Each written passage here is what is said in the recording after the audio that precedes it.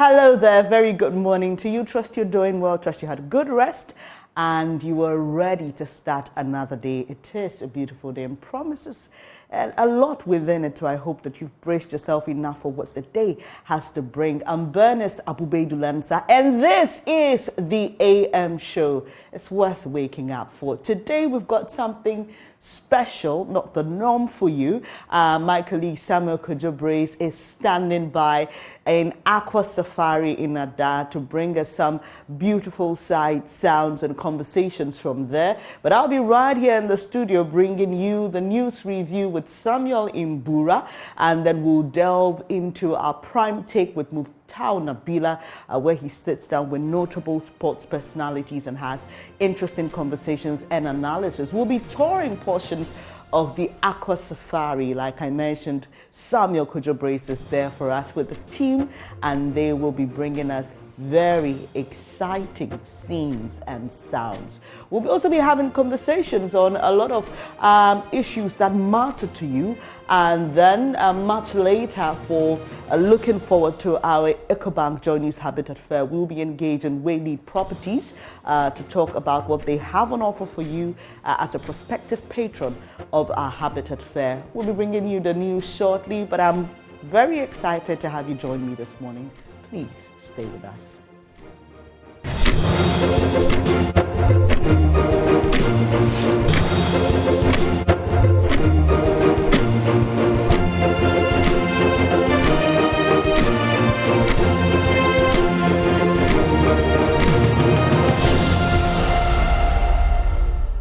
Thank you so much for staying with us here on the AM show from our studios in Kokomlemle. I'm Bernice Abubedulansa. Now let me hand you over to my colleague Samuel Kojo-Brace, who is enjoying already the beautiful scenery at the Aqua Safari in Ada.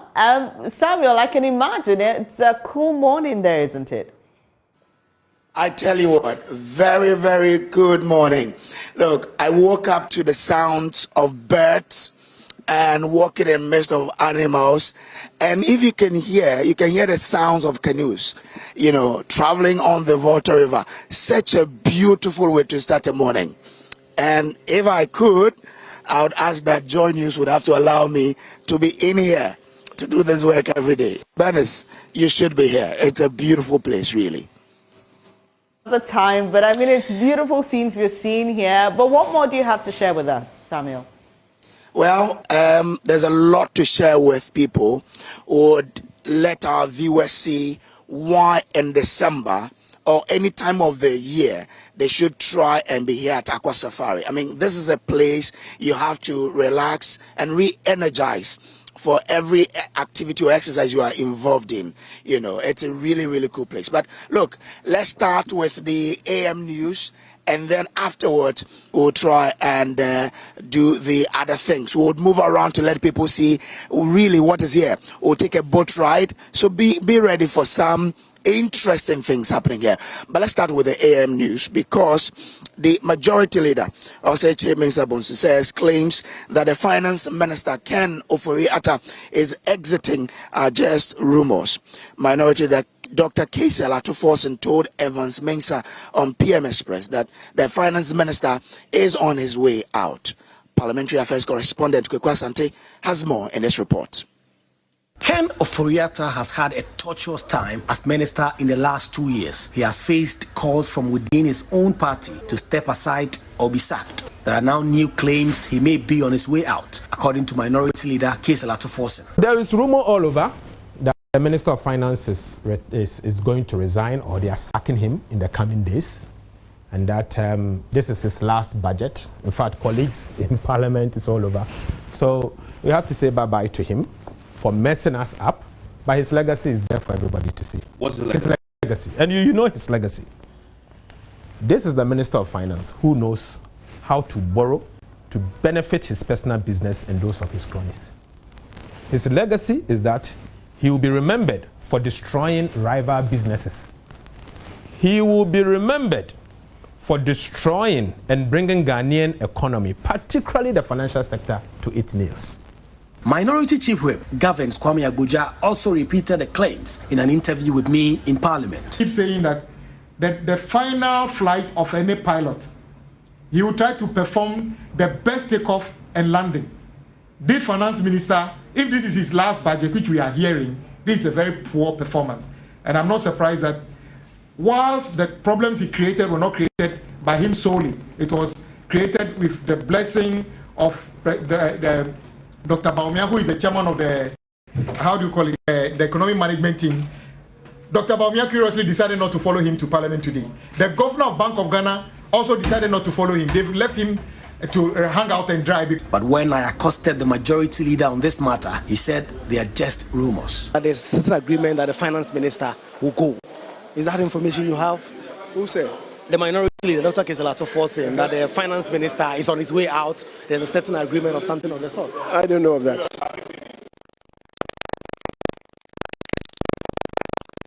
I don't know of that. Okay. So deal with rumors. Another NPP MP, Paul Chumberima of Doma East, believes the minister will stay on. General Officer Commanding of the Central Command, Brigadier General Charles Ajiman Prempeh, has admonished Ghanaians to swiftly release information to the security services anytime they identify suspicious characters in the society. Brigadier Ajiman Prempeh, who made this call during a military raid operation conducted in Techiman to rescue 4 Ghanaians allegedly kidnapped by a suspected terrorist group, said the move is part of the Interior Ministry's "If you see something, say something." And Sabit has more in this report.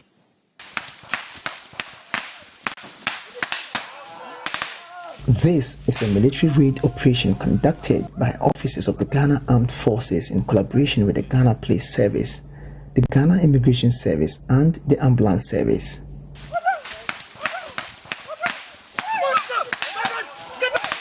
The team went out in full force to rescue 4 Ghanaians kidnapped by a suspected non-Ghanaian terrorist group allegedly hiding in the outskirts of Techiman along the Techiman-Bonchi Highway. The operation has to be done carefully to avoid casualties, particularly amongst the Ghanaians.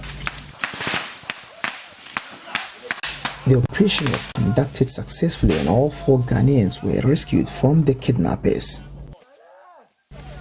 The team from the Ghana Police Service, the Immigration Service, and the Ambulance Service were called to duty to arrest the suspects as well as provide medical assistance to the injured who were shot in the process. Brigadier General Charles Ajiman Prempeh is the General Officer Commanding Central Command of the Ghana Army. Raid is conducted when any civilian or any member of the society has been captured by a rebel or maybe undesirable elements of society, and sometimes they keep them from ransom or maybe keep them to undermine the strength of the security forces. So in order to rescue these our citizens without harming them, we conduct this raid to be able to get them from these people unharmed. The involvement of the other security services, particularly the ambulance service, is to as much as possible save lives in case there are fire exchanges. Now to other stories, and the Ghana Health Service is teaming up with Farm Access Ghana to roll out the Safe Care Quality Improvement Program in the Savannah and Bono East regions. Now, the initiative will enhance health care delivery and patient safety by introducing the Safe Care Standards and Quality Improvement Methodology in public health facilities. Director General of the Ghana Health Service, Dr. Patrick Kumar Abuaji, says the project demonstrates government's commitment to fostering resilient, high-quality healthcare delivery in Ghana. As part of efforts to improve access to quality healthcare in the Savannah and Bono East region, the Ghana Health Service has forged an alliance with Farm Access Ghana to roll out the Safe Care Quality Improvement Program. The program, launched in December 2019, seeks to facilitate the training of medical professionals and support hospitals in providing quality healthcare to Ghanaians. It further assesses the performance of registered hospitals and ensures health providers meet the required internationally accredited standards. Since the rollout of the program in October 2022 in the north, 40 health facilities in the Savannah and Bono East regions have experienced a paradigm shift in their quality of healthcare delivery, having embraced the safe care quality standards and improvement methodology. Director General of the Ghana Health Service, Dr. Patrick Kumabwaje, after a supervisory visit to some of the facilities running the program, says government is leveraging technology to improve access to quality health care. It was quite exciting to actually see what was going on. The first thing broadly that I saw was a sense of unity that the program has brought and the interconnectivity between departments, because they are all working towards making some achievements or making some changes that will improve the quality of care. So that is one. We also could see that the orderliness in which things were done. There are many things we take for granted, like broad IPC issues, information to patients, etc. You could see all of them have been done. And surprisingly, one of the hospitals that I have visited a year ago, that was before the program started, the environment, the unity, I was amazed at the environment that I saw. This was a place, the last time I went there were boxes in corridors, you could see some stench in the walls, etc. But these were all missing. And I know that they were not even expecting us that day. So for me, I think it's really something that is very, very, very, very good in terms of touching on the critical things that improve quality and outcomes of patient care. Or to other stories, and more than 600 pupils at new Bethel Presby MA Basic School do not have access to reading materials due to the lack of a functioning library. This is affecting the culture of reading, impeding students' ability to explore other knowledge and subsequently people's academic performance. Here is a report by Clinton Yeboah.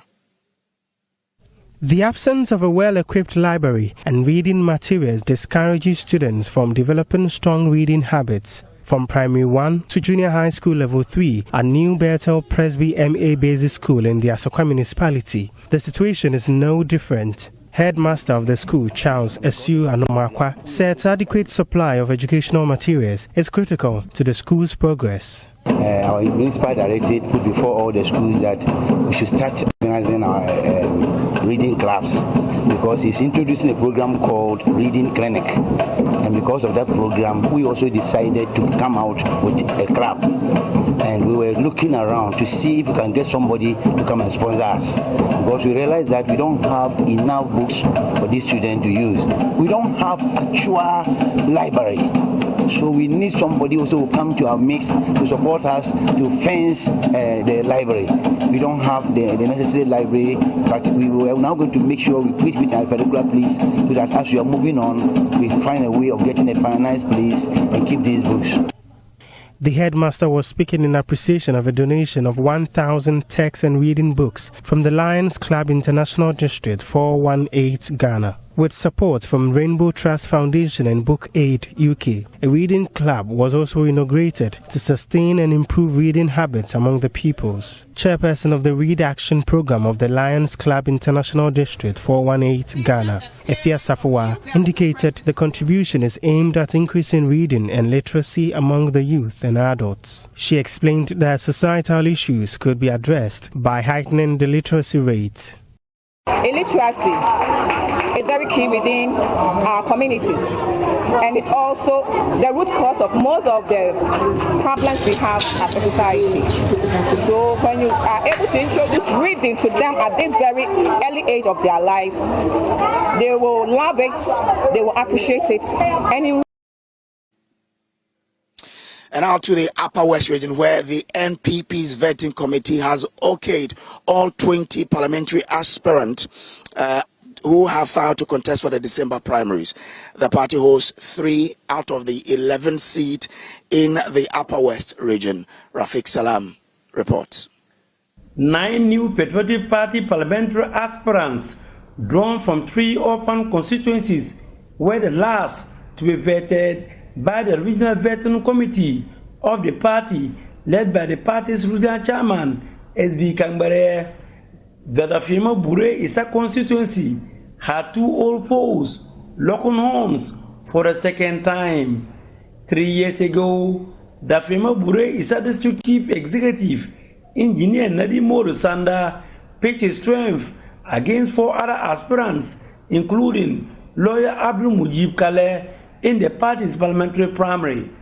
Engineer Nadimo Rusanda won the primary but unable to win the seat for a party which for over 3 decades has been the preserve of the National Democratic Congress, NDC. He is back for another primary that he thinks he has little to worry about. Oh no, I mean, you can see the people that have come here with me, accompanied me to come and do mere vetting. They are all delegates. They themselves brought themselves here to accompany me to do this vetting. So you have no fears about it? I have no fears. Let me tell you, what I am looking at is the main elections. And the main election, I can tell you, I am the Azuma Nelson of politics, and nobody beat me twice. Entrepreneur cum lawyer Abdul Mujib Kale, on the other hand, is breathing heavily on his neck and says the factors that militates against him in the last primary have changed, and is hopeful of winning the December 2 primary. I have noticed that the voice that I had in 2019 is different from the voice that I have now. At least, I mean, with all humility, in the NPP circles, I don't know which office that I would go and begin to introduce myself from my constituency to the national level. Hitherto, that was not the case. So if I have all these factors changing in my favor, I think that the dynamics have changed completely, and it's going to, the 2024 parliamentary primaries is a different ball game altogether. And I am telling you, with all certainty, that the dynamics have changed in my favor, and I'm very optimistic coming out victorious in these elections.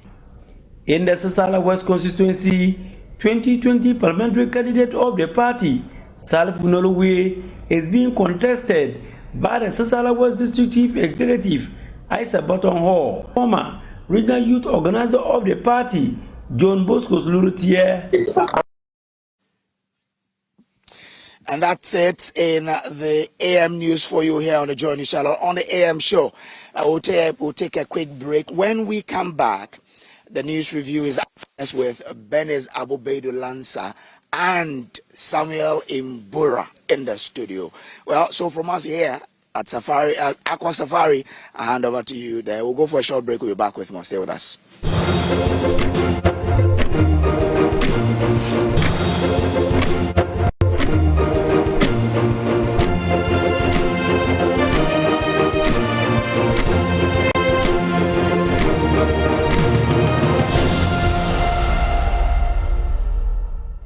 Hello there, it's about 15 minutes to the top of the hour. Thank you for staying with us here on the AM show. I'm Bernice Abubedulansa. Earlier you saw my colleague Samuel Kojo-Brace, who joined us from the Aqua Safari Resort. We have a special package from there for you today, so you want to stick and stay.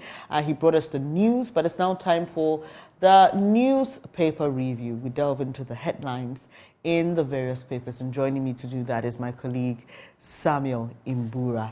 And I've got 3 papers here with me. What I'm going to do is I'm going to run through the major headlines or the front page stories, and then much later we delve into the details. So on the front page of the Daily Graphic, we have Memorial Mass held for Theresa Kufuor.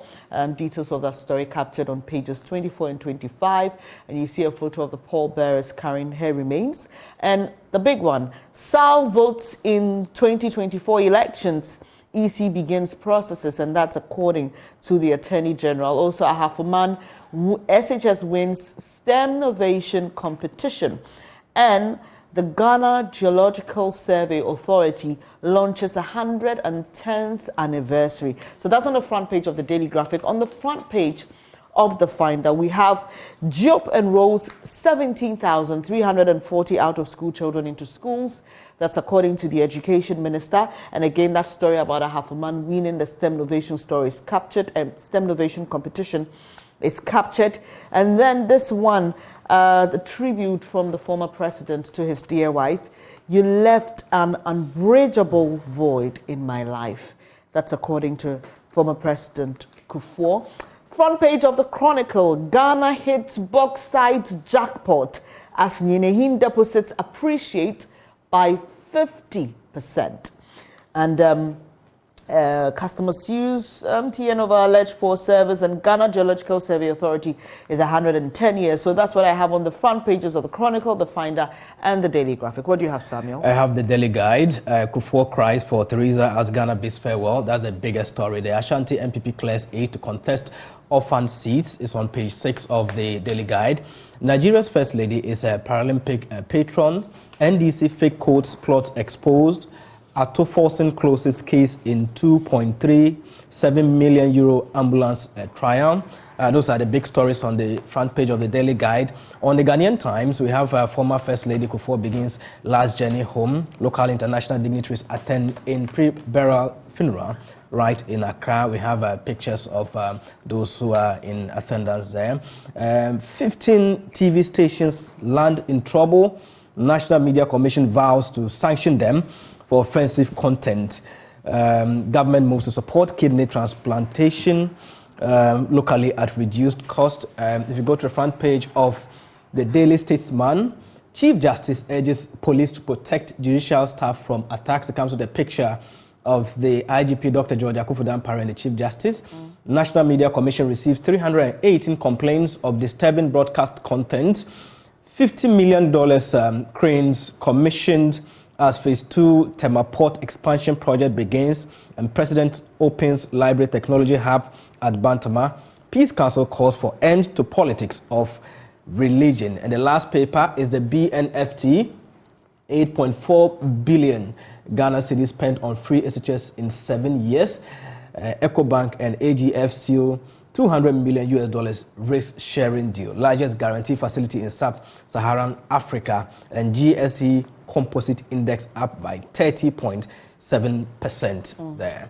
And there's one on an economist questioning the true impact of GDP growth amid industrial sector decline. Exactly. Right. So we'll just bring you some details of these stories and others captured in the papers. And I'm interested in that one on the Peace Council calling for an end to the politics of religion. We've seen that take another turn or dimension after the Vice President, Dr. Mahmoud Bawumia, won the ticket to lead his party into the 2024 elections as flag bearer.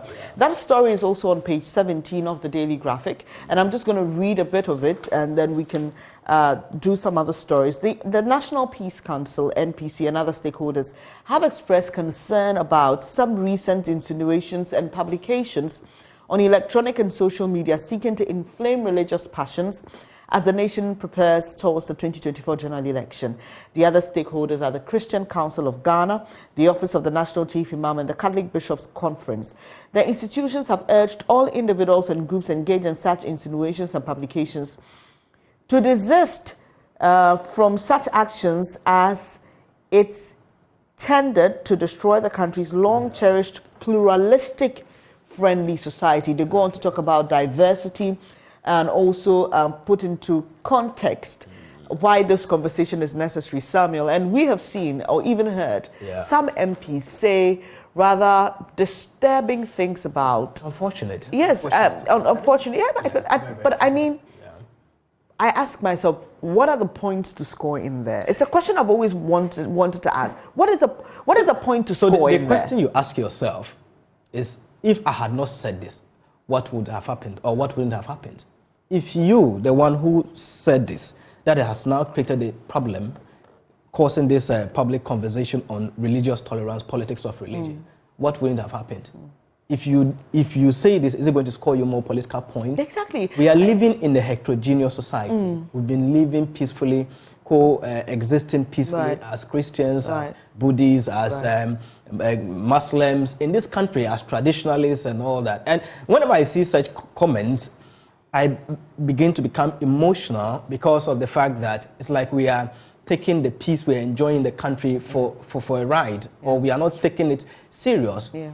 Is it the case that you have not seen examples from other countries? Why do you want to divide the country because of your parochial interest or your political ambition? It is absolute, I mean, I wouldn't use certain word, but it's absolutely unnecessary for you to go on that tangent, to use religion to champion your political discourse. And it must be condemned. And I expect that the one who has occasioned these comments should be called to order by his party. They should issue a statement, apologize, and let's move on. We are heating up to the 2024 general election. Dennis, you have already seen how the atmosphere is tense, and we need to calm the nerves of the people. Yeah. Some of us have been fortunate to hear those who matter in terms of the security situation in the country talking passionately about why there's the need for us to be measured in our commentary, because we don't know what will happen. With just a slip of our tongue and all that. I think it's something that must be condemned, and I think Peace Council is on the right trajectory, and then we must all join these calls to call out these politicians who want to ride on our senses or political gains and all that. It is something we should... You know, what also makes me a bit uncomfortable is, are there no talking points for us politically? Are there no talking points that somebody's proclamation about another faith and the icon of that faith should not even come up in political discourse? Don't we have other matters, pressing matters? Why should this even be topical in the first place? So I just pray that beyond the call, like you're saying, we see some real action being taken. Especially you talk about the political party as well. The political parties committing to ensuring that we have healthy debates. We are not saying that we should not have conversations. We know we are entering a political season. People will want to convince others to vote for them. But we must agree on the terms and avoid all these unnecessary But the unfortunate thing is the media as well. Portions of the media giving platforms to some of these tribal bigots, religious bigots, to make these unfortunate comments.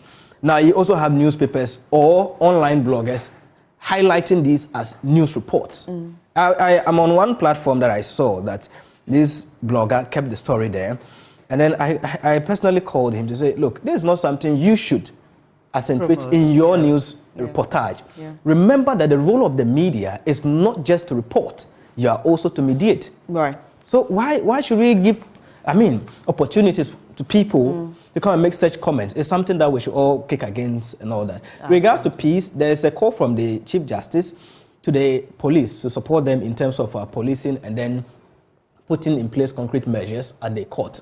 At the moment, the Chief Justice has revealed that some of the courts have remained closed because of attacks on judges and the judicial personnel. So what they want now is that the police should strengthen their measures so that they'll be able to avert some of these challenges. If not, the situation will escalate. We have seen political supporters going to court, storming the courts to attack judges. Nothing has been done, or even we talk the next day, nothing happens concretely. So they want to strengthen the measures going forward to ensure that anyone who misbehaves towards the judiciary will be dealt with accordingly.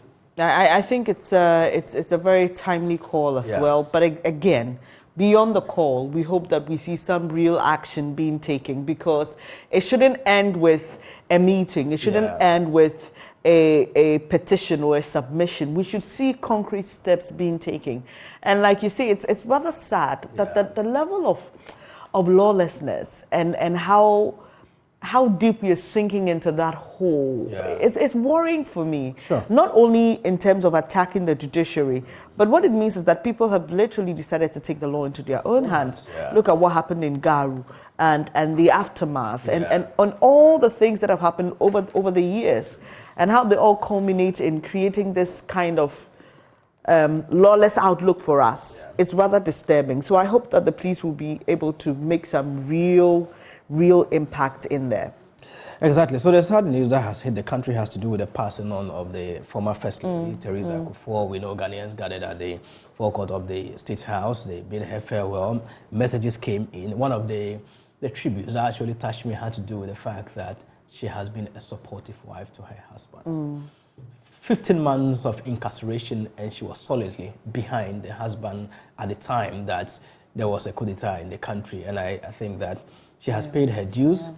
We know she is a health professional. She has contributed to the health sector in the country. All what we can say is that God richly bless her and give her a resting place peacefully. Yes, and you know, when you're somebody who makes such an impact, and I remember having that conversation with some of our colleagues in the newsroom, that no matter how old you get, there's just such a void that is created by your departure. Because sometimes, you know, when people pass and like, oh, how old was he? Oh, he's lived a life. You know, in Akan we'll say Wabobra. You know, but there's always that void that can never be filled, and that's what the former president talks about. He says, you left an unbridgeable void in my life, and it was portions of that service were quite emotional for me, I must admit.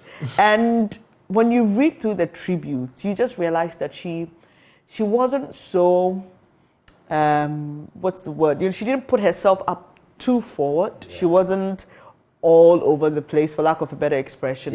But she still made the impact. Playing the background role. Yes. And so, I mean, basically what I'm saying is that it doesn't matter whether you're out there or you're behind the scenes. What matters is the legacy you leave and the impact you make. That is what people remember you for. And so we know that there will be another ceremony in the Ashanti region before she's finally laid to rest. So this is part of the pre-burial arrangement. So you stay with us here.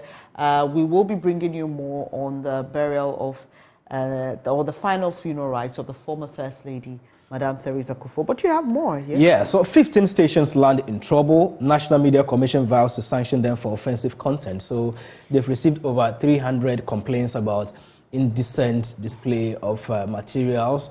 And then that is, I mean, obviously against the regulations. So they have these inappropriate materials such as fake malams, fake pastors. We have also these games that they play, some of the indecent materials that they show. So there are 15 radio stations, TV stations, that the NMC says it is going to actually take actions against them. At least the names have been captured there, and I'm sure maybe this should be deterrent enough, because we know that some of these channels do not have the parent guidance or the discretion and all that. So children at any point just take the remote, switch to some of these channels, and then they watch, and then at the end it can change their psychological mindsets about society. You know, let me remind us about that incident in Kaswa where some 2 young boys allegedly killed a friend.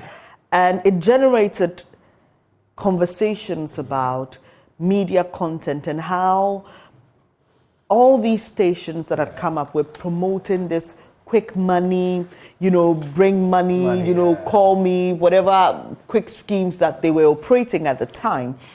And we did something drastic. Some stations were closed, I remember. Some people were picked up for not even paying their regular, you know, monthly subscriptions and all that. Why were we leaving those things unchecked? After that incident, we went to sleep. Now we are back again. I hope we don't go to sleep again. We must, and I know, you know, because of our background, I mean, when you go to journalism school and you learn all about the background, you know, the era of silence and how we were now allowed the freedom, people sometimes tend to abuse that. But we must enforce the laws. We must ensure that the screens are safe and wholesome. And people are not doing what they want because they have money. Because what it means is that, Samuel, if you have money, or if a group of friends of yours have money, you can come together, put up a station, and then do whatever you want to do on there. And that's problematic, because then you can have people who have a certain agenda, who may be sponsored by certain groups. You get where I'm going to. I get your point. It's something worrying. We must look at critically. There's this story that I think you should have an interest in. It is captured on the page 6 of the Ghanaian Times. It's actually a feature written by Michael Akeno. It says, discrimination against women in the Ghanaian culture and its negative repercussions in Ghana's developmental aspirations. We know we still have the 21st century, practices that you go to some parts of the country, they are still enforced. Women are not entitled to do certain things, even going to school, they see that to be an abomination. They rather want to push the men, and it is actually stampeding the growth of, if not equality, equity in the system. So this feature talks about the fact that there's a need for us to throw more light.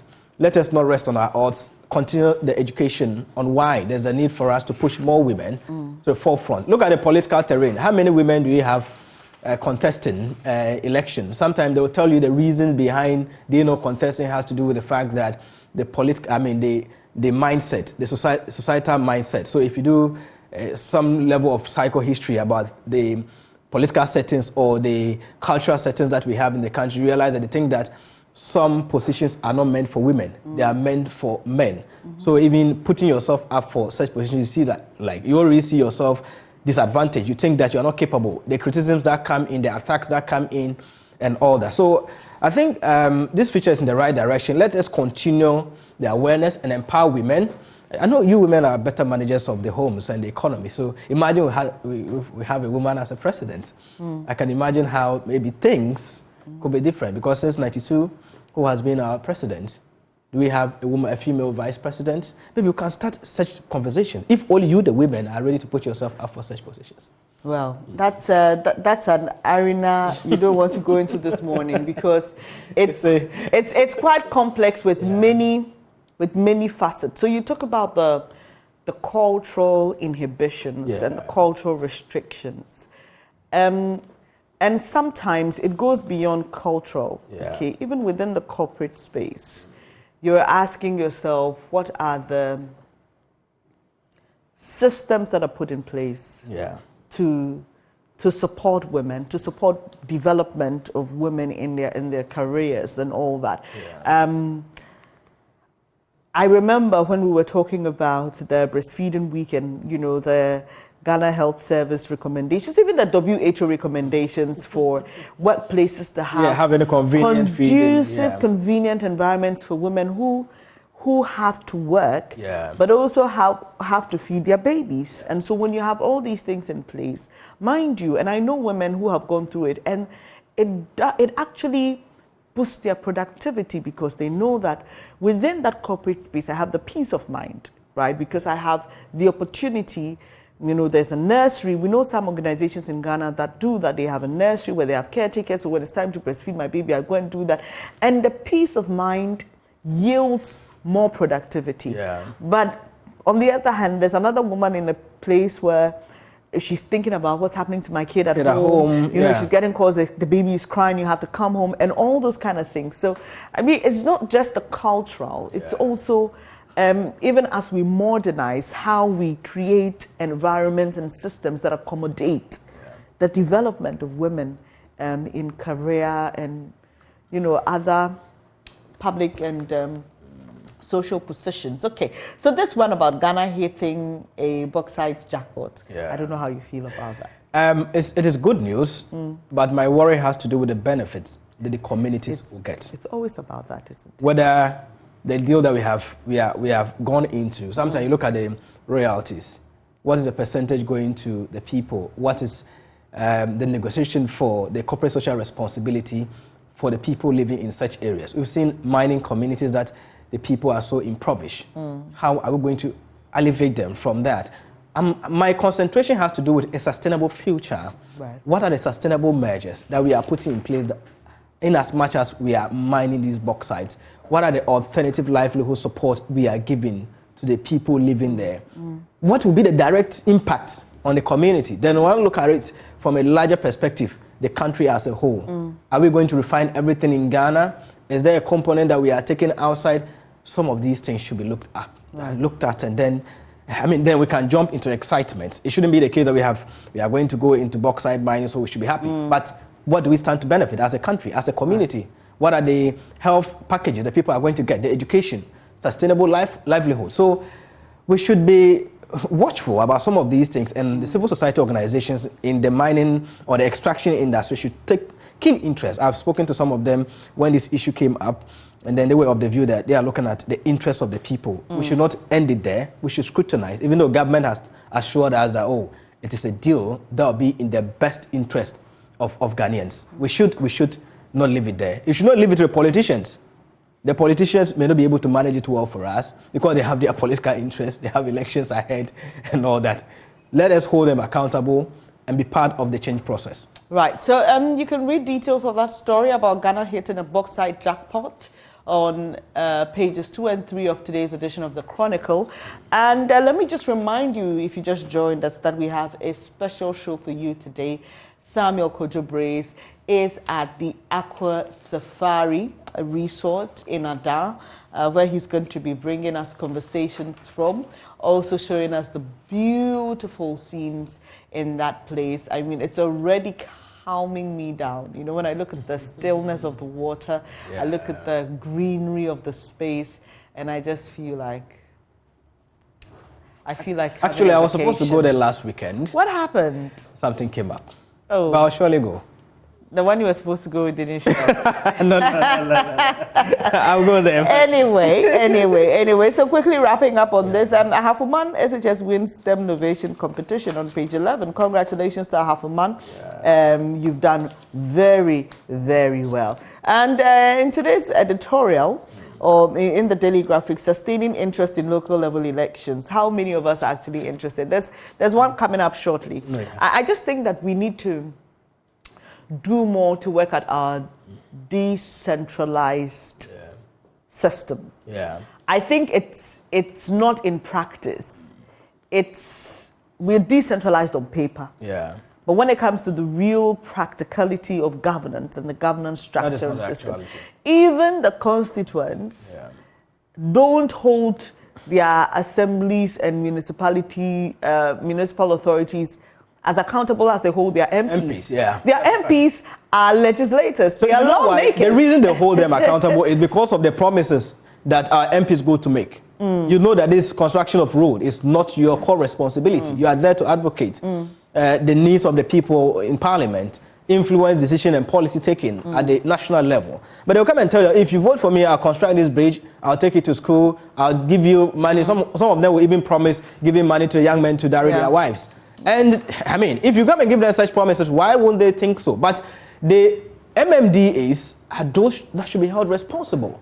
They are supposed to have the council, the assembly meetings regularly with their people to update them, invite the MPs to come and tell them what is happening in Parliament, involve the people. That's why we used to have this town council system. They gather there periodically to inform them what the assembly is doing, localize it, get the views of the people, bring together the assembly members, get their views, get the ordinary residents or citizens, get their views to influence decision taking. Have your own, developmental plan at the district level or the municipal level. Then your MP can influence policy direction towards that. But it is rather unfortunate that we are not actually seeing the decentralization process coming into effect as expected, and it is all about partisan politics and everything that we have to do.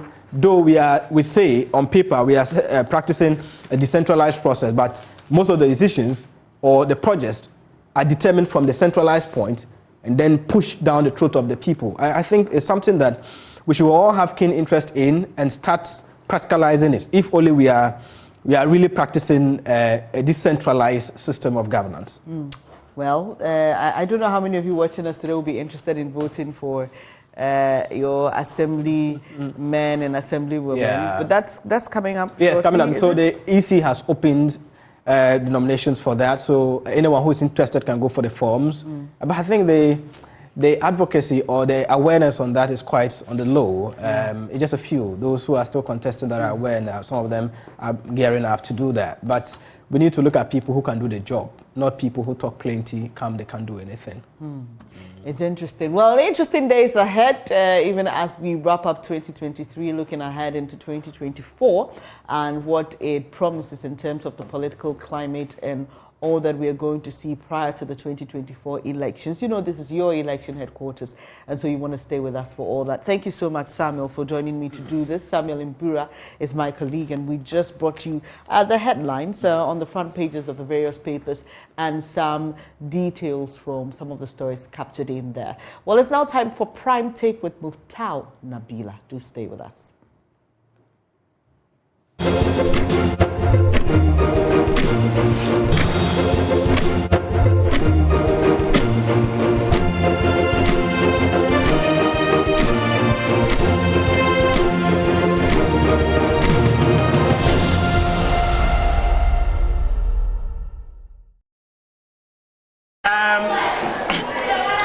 this journey, you've spoken about the boxers you started with, but you've also spoken about how far boxing has taken you. But which of the boxers have you worked with that you felt that, no, working with these boxers or this boxer actually gave me, let's say, a lifetime opportunity? Yes, this is good. Very, very good question you're asking me. And sometimes we have to be open and honest sometimes when it comes to this. The boxer that I would say that through him,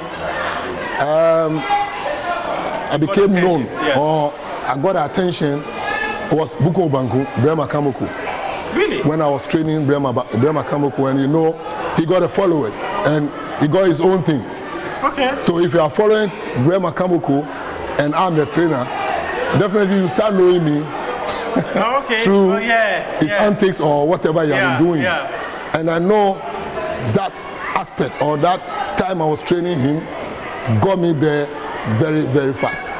Wow. Yes. But I also know that you've worked with the likes of Richard Comey, whom you took to the the US, Ohio, for a world title fight against Robert Easter Jr. I remember that. And that was around the time, somewhere 2016, that I came here for us to have a conversation and all that. Talk to us about that journey of building up a boxer that had an opportunity to go and fight for a world title. Yeah, it's another story altogether. I believe all the time I have to do something in boxing that most of people have not done. So I put it on myself that I will be happy to nurture a boxer from amateur level to the world level and win a world title. That was the dream. You discovered Comey when he was still an amateur boxer? Or he was already out in the limelight? To talk about that, it's part of the gym and part of me. So you just put things aside and say it the way it is. Comey was one of the footballers we were having as savers. Oh, okay. So I know him when he was about 13 years. Really? Yes. Okay. I know him when he was about 13 years. When they have been coming to me, like I said, giving them money to buy some food, going to training and making effort, camping them for a football match. So that's also, I know him for a long time. So after the Savers, he went out there he graduated from the under 12. Okay. So he went to under 14 and whatever, which he couldn't continue over there, and he ventured into kickboxing. You understand? Yeah. Yes. So that was the level he was. He was not a boxer. That even everybody knew over here in Ghana. No, he was a kickboxer who have traveled to UAE to do his kickboxing stuff. Okay. So he came back, and it happens that he wants to be part of the boxing. Okay. So he want me to take him on. So that is where I took him on. Then I start training him as a boxer. Okay. Take him to amateur boxing a bit before we venture into professional boxing. I remember you also won some titles with him. Yeah, a lot. So that's why I'm telling you that became one of my targets. That what can you do for people to remember you or to know the work you have done? Normally, most of the boxers who become champions have not been trained by one person. Okay. You start from somewhere, somebody will come in, somebody will take over. Okay. You understand? Even abroad, especially in the US, a lot of the boxers, most of them, sometimes it's not who discover them. They change coaches. You understand me? To become a world champion or to come at the top. So if I'm saying to myself that I'll be happy to see myself nurturing a boxer from amateur level, professional level, to win a national title and to win African title and win another African title and go in for a Commonwealth title and go in for Intercontinental IBF title and get a chance to get to the top, have a world title shot. And that was my target. So I was so happy, and I was working very, very hard behind the boy and making sure that I have to achieve whatever I have in plan. And I got the opportunity to, and I got to the world level, and we fought, and the fight was very, very interesting. It was a very tough fight. But hey, you go into somebody's backyard and you think you have it so easy. No. So at least the target I put on me got me to the world level to say that I have tasted the world championship ring or share a ring with other champion trainers or good trainers over there. And at least, although we will not win, but it's part of it. So how would you describe that fight against Robert Easter Jr.? I mean, that fight, they took advantage of the fight because it was his promoter and his management that won the purse bid. So if they won the purse bid against our promoters, then that means we have to go there and fight. The fight should not be a lose for us at all. The fight should not be a lose for us at all. You felt you shouldn't have lost that fight? No.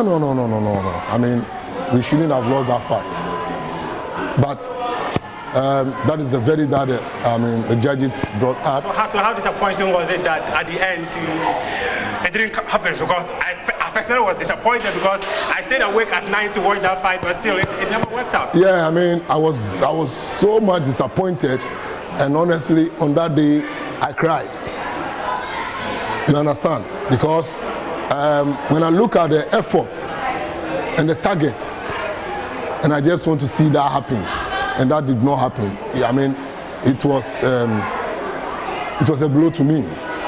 When you go back and check maybe the clip of the fight, after fight interview, when you see my eyes, you can see clear that this guy have gone through something. You understand? Especially the round 12, the punch Richard received in that round 12 was I don't know. That's why maybe we often blame him for poor defense and all that. So that blame too should come to you because you built him to have a very poor defense. No. In boxing, definitely you cannot win a boxing fight without you getting a punch. So does it mean Mayweather don't have good defense? Answer. Let's go. No. Does it mean Mayweather don't have good defense? But Mayweather has won all his fights in his career. No, but he has been receiving punches.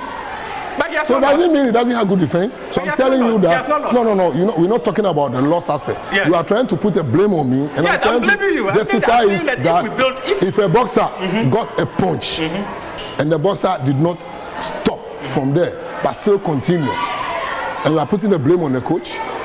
But then you should have built him to have a very good defense. So when he can do like so if he was not having a good defense, can he start from the 1 to the 12? So you have to understand. When you are doing your work like this and something that you have been taught already and you neglect that and there was a mistake, will you go back and blame your lecturer when you know they have taught you already that don't drop your hands, or when you are writing, don't look other side, focus on what you are doing. You are looking this and you have done mistake. Who did it? So you have to understand. So you're not accepting responsibility for that point. So I understand. No. When I say you are running away, you don't want to accept. But in all honesty, since you groomed him from his amateur level, it was the onus was on you to build him to have a very solid defense. Brother, I asked you a question you don't want to answer. Does it mean Mayweather don't have defense? His very good defense is the reason why he's one of the best boxers. Does he receive punch? He receive punch? He does. So what happened? You understand? So you know certain things, you cannot push car to that wall. So for me to let you know, that punch that he received before the fight, when we were training, you remember we did all the training here. In Ghana. Yes. We went because I came here many times for that. Yeah, we went to the States like 5 days or something before the fight, which was not that good, but that was that time. That is what we can get. That is all that we can get. So during the preparation, I told him about that punch. Because I know sometimes he did not start boxing from there. So sometimes, personally, with experience, you understand it. These things, So definitely anything can happen. So we did a workout on that at the beach, the beach side, in the sun. In terms of me pushing him, you also pushing me. In terms of bending the legs and moving front like this and that. And that will tell you that when that punch came to him, he was almost there. Yeah. But he got up. I remember because he didn't touch the canvas, but he went down. Yes, but he got back.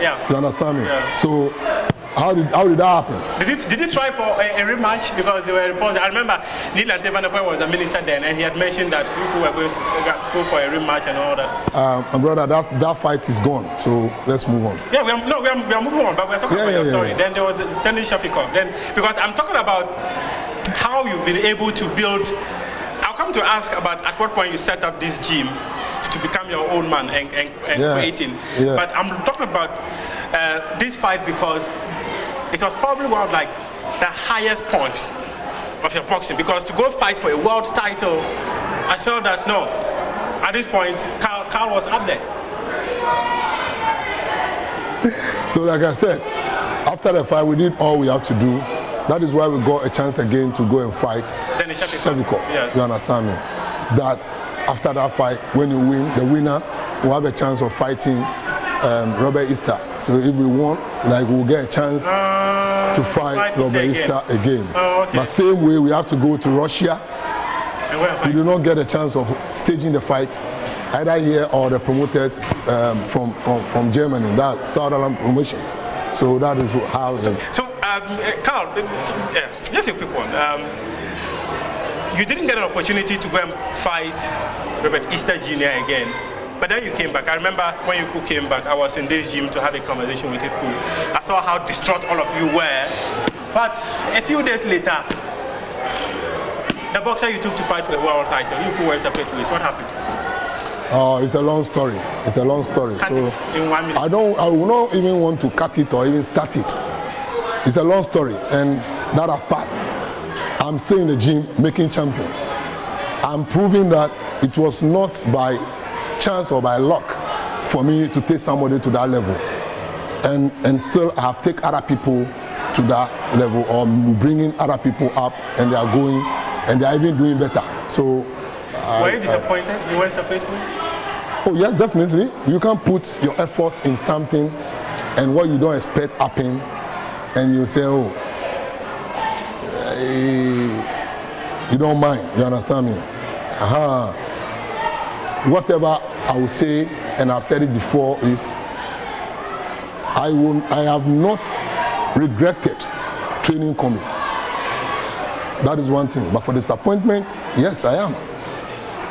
But, okay, let me get something clear. I want to understand, because for you to take him up to go fight him for a world title and all of a sudden you go separate way, is it that the team felt you were not good enough to manage him anymore as a fighter? It's like you're trying to still go there. I have told you that. Yes, that is gone. Because I want to understand it. No, that is gone. So let's cut it. Your viewer wants to understand. I'm telling them that is gone, right? I have done my best. Yes. And everybody know what I did and what happens. Okay. So I don't think I have to stand here and try to justify things. Whatever I have to say, I've said it all already. But You've not said it to me. And then see me in Chambers, I'll tell you. No, I'm not seeing you in Chambers. We are in the bronze gym now. Millions of people. We are in the bronze gym now, yes. And we have a lot of boxers here who I'll be happy to talk about. No, you understand? I'll get so don't even worry yourself much. I'll get that there. I've gone and that I've passed. You've been able to build boxers all your life for 27 years. So if you are talking about one person for this all time, what about the others? So I'm asking, why did you go separate ways? You said, oh, that part is gone. Yeah, were you disappointed? You are willing to say yes, you were disappointed, but you're not willing to understand. I've finalized it for you. If I told you I was disappointed, so that's it. So I said, is it that the management felt you were not up to the standard to manage him anymore, or something, to train anymore? Nobody sat down with me in regards to that. Okay. So is that why you were disappointed? Nobody said anything to me. I just got information, this and that. So that's it. Well, he doesn't want to talk about it. So come and see him. So what answer again do you want me to give you? No, come and see Carl in Chambers. He doesn't want to answer the question. So Carl, at what point did you decide that I need to be my own man, set up my own gym, train my own boxers, and get to the top? Yeah, I mean, it happens when I have not even think of having my own gym. What happens was, I've told you, I understudied, or I was apprentice to Emmanuel Tego. Yeah. You said Emmanuel Tego, eh? Yeah, then the name of the coach was Emmanuel Tego. That is Emmanuel Tego's uncle, Game Boy's uncle. We call it Akesi. He also have done great when it comes to Ghana boxing. He have done fantastic work. So my apprenticeship was under him. So I was with him. We are training the boxers and everything. But he was having some issue with Buko Banku. You understand? So they were not in good terms. So I normally, in the morning, because I know I'm learning, in the morning I go to a different gym and I start training some of the boxers that will be training at the gym. I start because I want to see what I can do. So I start the fundamentals with them. So every morning I go to Will Power's gym. Because that morning they are not training. So I take every boxer that I have there because the passion was there too much for the game. So you see me early in the morning around 3 o'clock, 3:34, going out there calling boxers. Let's go to the beach. Let's go to running. Let's do this. So that is what I was doing. And one day Buko Banku came to me at that gym to tell me that, oh, I'll allow you to train me. I'll allow you to train me. So please, what can you? And I said, why? Because you have a gym. That's the Buko boxing gym. And say, oh, no, I don't want to train there again. I mean, they don't have time for me, blah, blah, blah. So I said, okay, I'll get back to you. Give me 2 weeks. Because I know I was not having that capacity to train a boxer because I was under Akesi. And but luckily that time I've been under Akesi for about 7 years. Oh, really? Yeah. Then you're done for a long time? Yeah. I've done 7 years with him. And I just told him, Clay, that Akesi, please, this is what Buko Banku told me, that he wants me to train him. And I think I have to ask you permission so that I can bring him to the gym.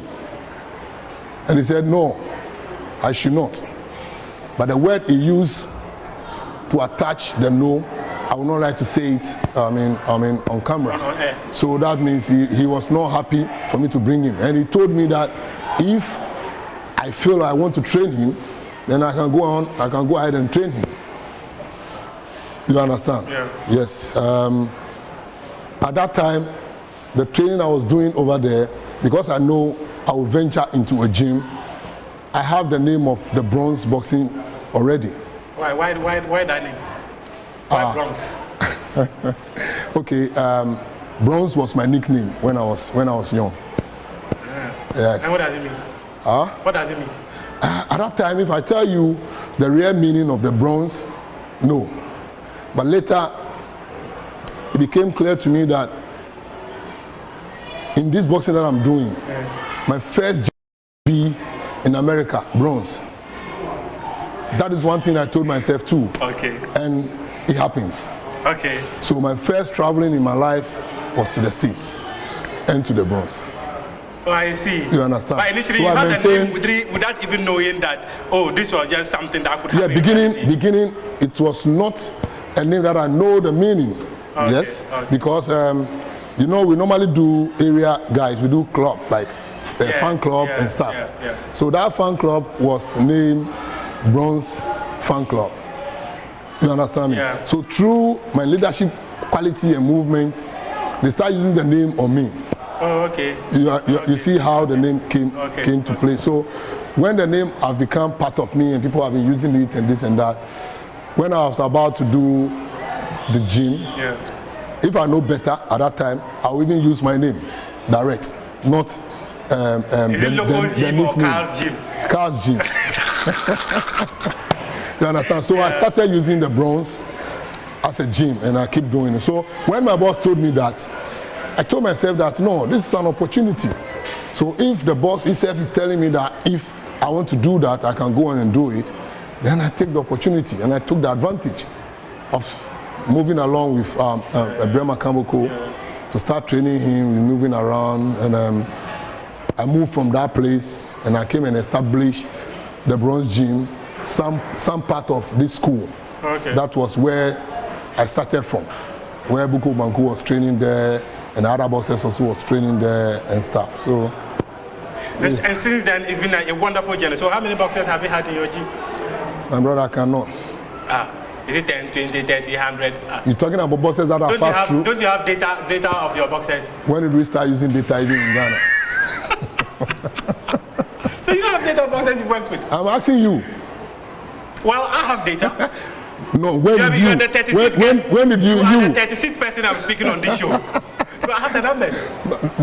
This is the current something that you are doing. Because I'm a data person. Can you tell me the number of times you appear on set? On TV? Yes. Oh, that one. Oh, no. Can you?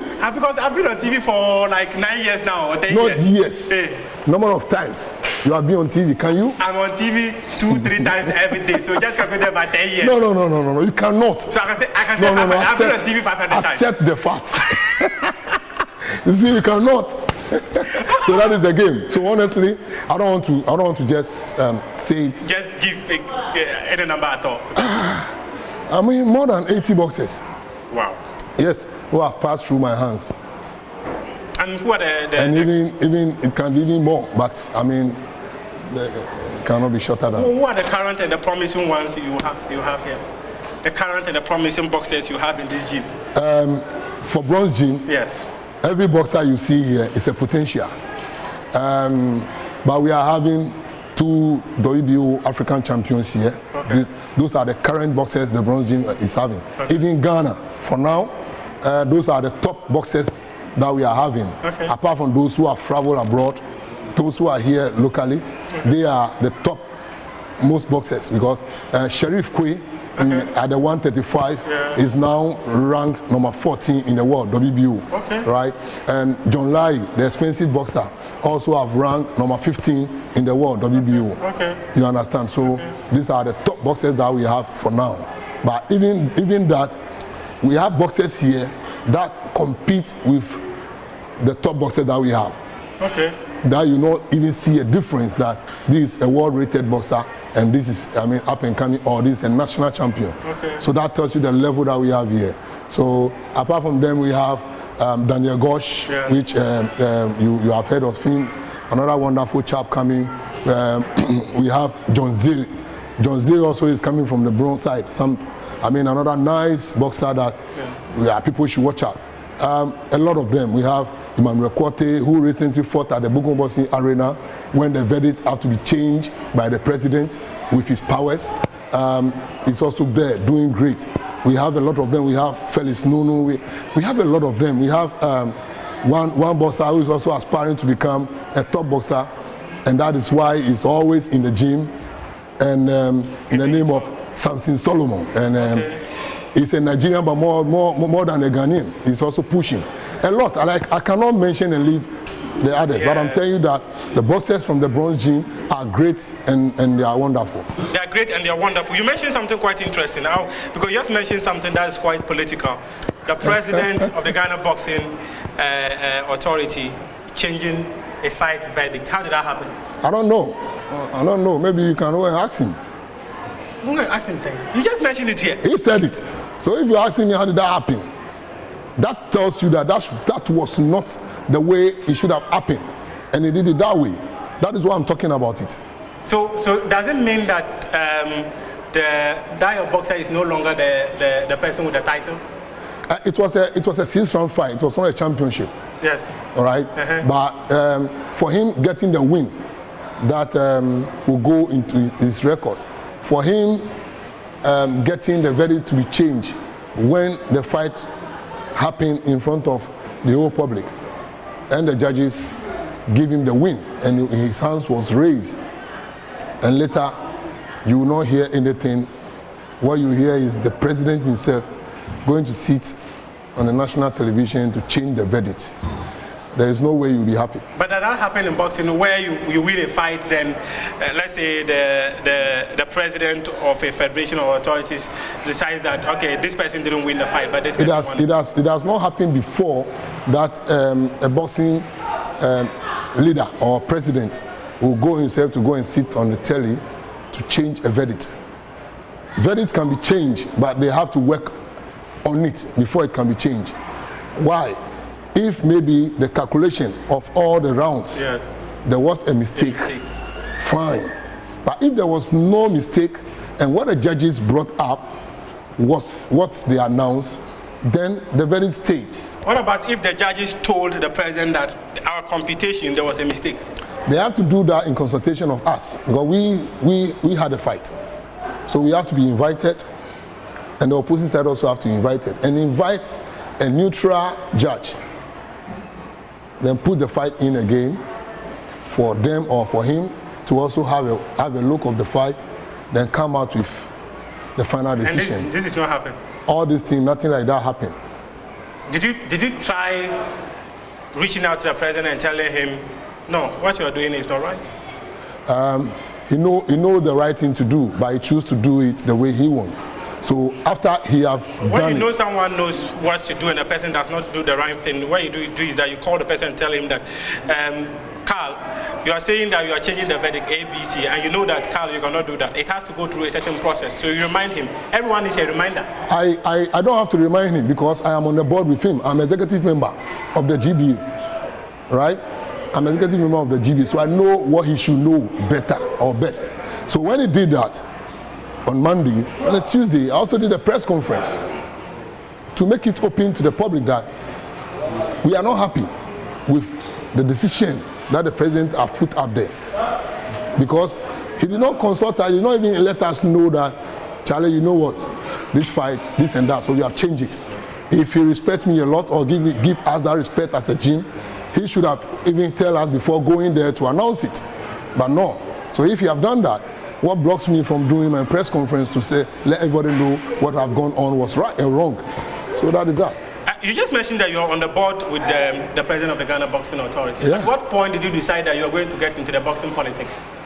Boxing politics? Yes, because to be on the board, that's politics. It is not. Because as a trainer, you're supposed to be in the gym training people. It is not. What I do on the board of Ghana Boxing. And I remember you were also an executive or something member of Ghana Boxing, or technical something. Yes. It is. That is why I told you from the beginning that in somebody like me, anything that I'm doing, I'm trying to do something that will be new or will be like I've pushed for somebody else to learn it or to follow it, because I believe we can all grow better than this. We can all get to a higher level than where we are. We don't have to say that where I am is the level, so I have to be there. I joined boxing, and since I joined boxing, like you are saying, about 20-something years now, I have not seen any boxing coach who have grown or managed or done well to go into the board of boxing board. Yeah. You understand? And it happens to me for the first time. Were you voted onto it? Yeah, I was voted. So that is politics. I was voted. When it comes to politics, it's politics. It is, okay, maybe you can call it that way, but it is the kind of good job or the work I've been doing. How they know how I am doing. Because let me tell you, for the first time I went to the election, I did not go to anywhere to campaign. Right? I did not go to anywhere to campaign. Even the second term or the second time that I'm on the board, to the same way, I did not go to anywhere to campaign. You understand? If you believe in what you are doing, you don't have to go and worry people. Charlie, I beg you, this and that, vote for me. No, because they know the kind of person I am. They know how forceful I am. So I've never gone to any election with campaigning and whatever. But yet still I have the chance to be there. And I have been the only boxing coach who have been on the GBA board for the first time. So if you're on the board with the president, do you have any issues with the president and he wouldn't consult you? Because to be a board member, there should be some kind of cordial relationship and respect between you two. So if the president can go that far, probably means that you and your president don't have good relationship when it comes to the management of boxing in the country. I cannot say that I have problem with him, right? To give you the clear picture of what I'm saying, anything that I want, I go to the office. Anything I want to do, I go there. If anything I have to call him, I call him and I tell him, Charlie, this or that. So that tells you that, so far as Did you support him to become GBA president? No. I did not. Then if you didn't support me, then what? Then what? But in politics, if you don't support me? Then if that's what you are saying, then that is you and him. Saying fine, let's move on. Carl. Then that's you and him. So no problem. Carl, 2 questions more, then we go. 2 questions. One, how can we develop boxing? How do we position boxing to get back to the level of winning world titles for us? You have been doing it with boxers for a very long time. How can we re-energize boxing and take it to the topmost level? And then I think so far as you have been following me and you are following the Bronze Gym is doing what it takes and what will give Ghana the top boxers. That is why, for now, we are having the most top boxers in the local scene who are in the world ranking. You understand? So that tells you the Bronze Gym always have something to do that will elevate the boys to the top. And I think most of the clubs also are pushing. And I'm believing that not the Bronze Gym alone, maybe within some few time, the other gyms also will let their bosses get to the world level, because if you want to fight for a world title and you are not in the world ranking, your chance of becoming a champion is down. Your kids are also into boxing. I know Hakeem, I know Najat, I know Rahman. Yeah. They're all into boxing. Do you foresee them being in boxing for a long time? I cannot decide now. But do you advise them to chase boxing and not any other thing? If they want to do it, yes. But I've told them they should push hard when it comes to their education. You understand it? Boxing is there for them if they want to do it, but they should focus on the school, because anything can happen when you are even doing boxing. And even when you are doing boxing and you are very high in terms of education, or you have a better or some profession that will attach to boxing, that also make you grow bigger and better. Talking about they all have aspirations into venturing into maybe medicine in terms of doctrine and in terms of Now, when I did a documentary on Najat, she said she wanted to be a doctor. You understand me? So the dream is there to become. You understand me? And the other ones also have their dreams to become different things altogether apart from boxing. You understand it? So I think if they want to do it, I'm there. If they don't want to do it, that one also is cool. But you have to understand that they grow to see me doing boxing. They grow to follow me to the gym. So the interest of becoming a boxer was not something that they were forced to do it. Carl, yeah. Knockout. That's a knockout. Carl Loco, my guys on Prime Take, thank you very much for your time. Continue to enjoy the rest of our programs here on the Joy News channel.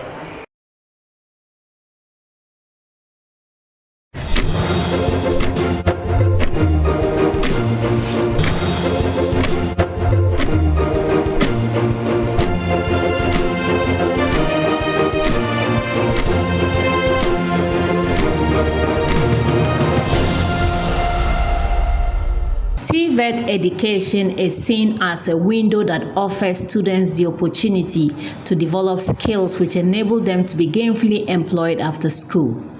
It offers the students hands-on practical training which equip them with employable skills. Today we take you to the Dabokpa Technical and Vocational Institute, where the teachers and students are using their skills to set the pace for development of the school. Welcome to the Dabokpa Technical Institute, where they are driving innovation, using resources generated from the school to develop the school. We go into the school to get to understand some of the things they are doing. Even though the school has limited resources like many other schools in the northern region, they have developed a system where they are able to use the skills they have acquired to generate income. We are currently at the fashion department. Here, what students do is they turn fabric to beautiful dresses, overcoats, and many more. Mohammed read 1 and 12 of his classmates make about 6,000 each week designing clothes for their teachers, other staff, and extending it to other schools. We are sewing the school uniforms, overcoats, and different things. In case when you bring anything you want with your own design, we'll do it for you, how you want it. We have sewed the overcoat for different, like electrical students, and auto students and software students for their safety use. We just dress something like this, and then we design most people, like our madams and all the teachers in the school. We design them. Yes. I'm told that you make a lot of money. Tell us about it. Yes, we make a lot of money. Like we sew some of the things for export for outsiders, and then within a week we can get 6,000 from a week. Yes, I have my own business outside, my own shop, and I'm doing small to support my school. Students have also designed various machines like the tricycle, which is a common means of transport in the northern region, dibblers to make it easy for farmers to plant, an electric bicycle, conference chairs, summer hats, panel doors, and a fufu pounding machine. I am enjoying some shade under this summer hat. This is one of the projects the students have come out with. I get to speak to one of the students, a female student for that matter, who has designed her own fufu machine. She'll tell us how she got to Dabokwa Technical Institute and how far she's come. I was inspired by my father, who is an engineer. I chose to come to Dabokwa Technical Institute. And my principal challenged me for doing a fufu machine.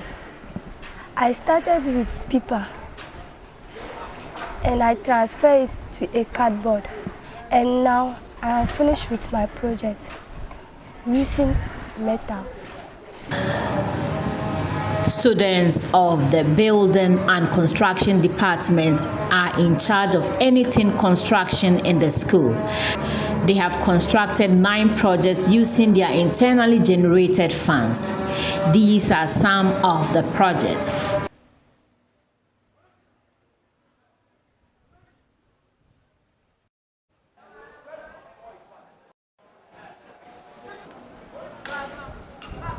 Husseini Abdul Latif is currently leading some students to construct an industrial center. Currently, I'm here with my students. Today is their practical day. Normally, that is what we normally do. We normally bring the students out to put up structures of this nature. We don't bring outsiders. We do it by ourselves, by the learners. We do the supervision, and the learners does the work. With the experience that we have, we give it to them for them to implement it in the school. The painting in the school is also done by the painting department using the students.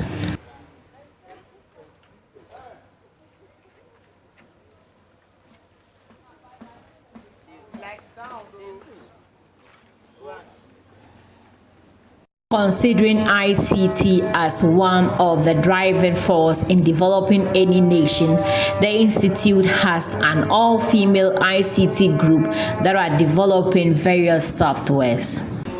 Then we created library management system. Great God. They are also into renewable energy, where students are taught how to produce solar panels. They believe with funding they can solve the problem of huge electricity bills of schools and their school by developing solar system to take care of their power needs. As I said earlier, we have the capacity to be able to generate power through the panels of this solar. Because when the student comes and there's no power in this workshop, we don't let it go like that. The moment they come and they are working and there's no power, we immediately send the panels outside there to generate the power for them to continue the work. So there's no stop. They don't stop doing their practicals. So when they come, there's no power. We make sure that we supply power back so they continue the practical work. So they don't stop on the way.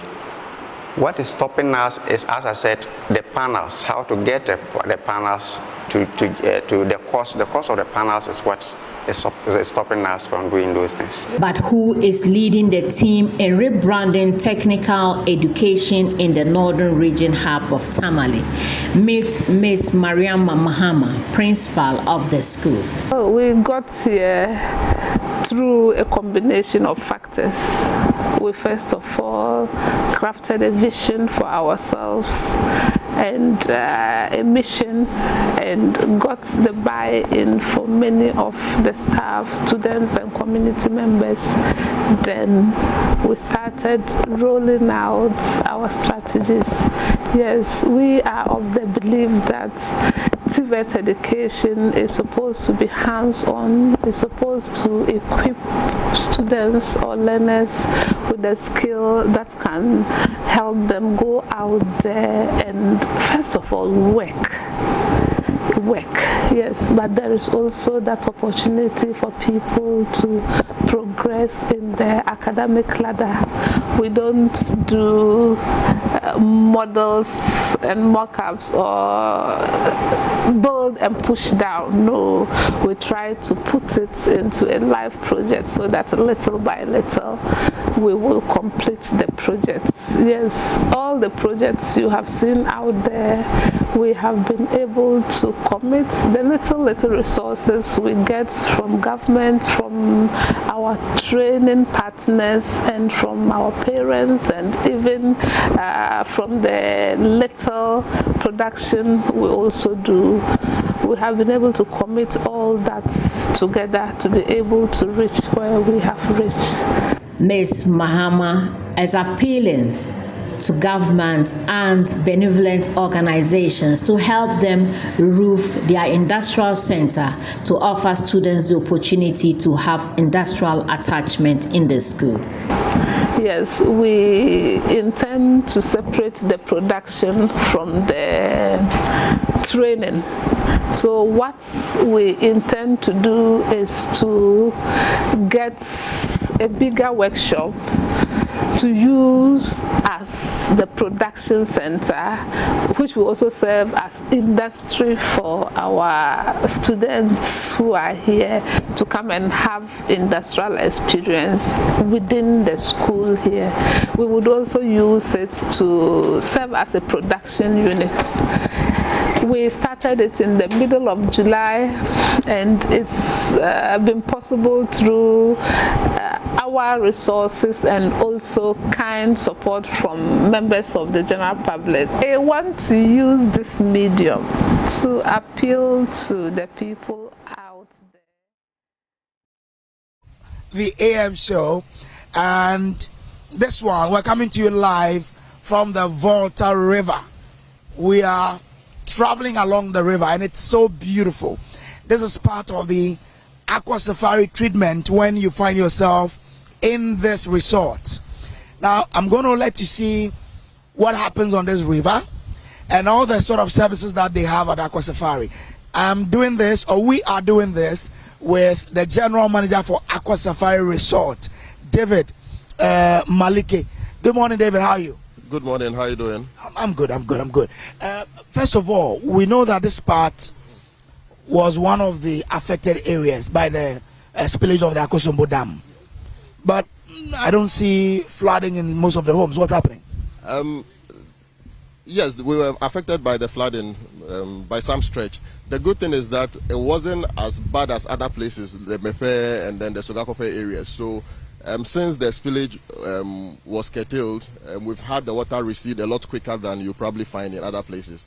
I mean, downstream, we had quite a few of the villages submerged a bit more than you can find around here. If you were to come to Aqua Safari today, you will never believe that we have portions of it being affected. And so, yeah, I mean, we have been quite fortunate, and I will rather put it that way. So, if I am someone coming in to celebrate the Christmas holidays, this service, is it part of it, or it's something I need to make arrangement for? So we have a few packages available. There are a few of them which will include the boat ride, definitely, and then there are others which will not include it, and you can always add it on as an added service. But definitely, I will entreat everyone to enjoy it. This is the river we have, very big, very beautiful, very safe. It's quite rejuvenating, gives you peace of mind, and so to come to Aqua Safari and not take a boat ride is to have not come to Aqua Safari at all. And you know what? The river is, the water is so pristine. It is not polluted as we see in other places. This is very clean. And riding on it, look, I'm really enjoying nature. And like you said, it rejuvenates you and gets you re-energized for work. Now, so if I come to Aqua Safari, what kind of services will I enjoy? So, definitely anyone will go to a resort or a hotel and expect to have a room, and so I'll not even talk too much about that. The rooms are there, I mean, we've given it the best of antique touch and still giving you international service to go with it. Beyond that, of course, we have the boat cruise, and then we have a lot of water activities. We have the jet ski rides, we have the viper rides, we have kayaking, canoeing, we even have cast net fishing. We go out with guests and then we show them how to fish with both the hook and eye, and then we do cast net. When we were coming, we actually saw some of our guests with our captain being taught how to fish from the river.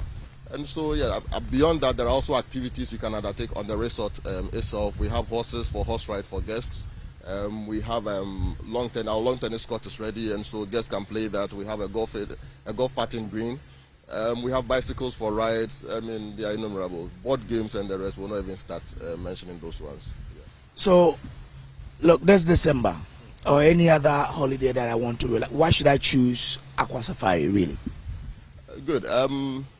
Again, I'll not ask you to choose Aqua Safari because of the rooms, because everyone can give you rooms. Why I'll ask you to choose Aqua Safari is because of the service we will offer you, and because of the experience that goes with the service. I mean, yes, you can see that there are a few other river resorts, but none of them is like Aqua Safari. You come here, we give you a river tour, not just a boat cruise. Everyone can offer that, but we give you a tour which encompasses the history of the town, tells you the ecological setup of the river and its environs. We're able to tell you what kind of fish. I mean, there is a fine history behind that down community of how it got settled here.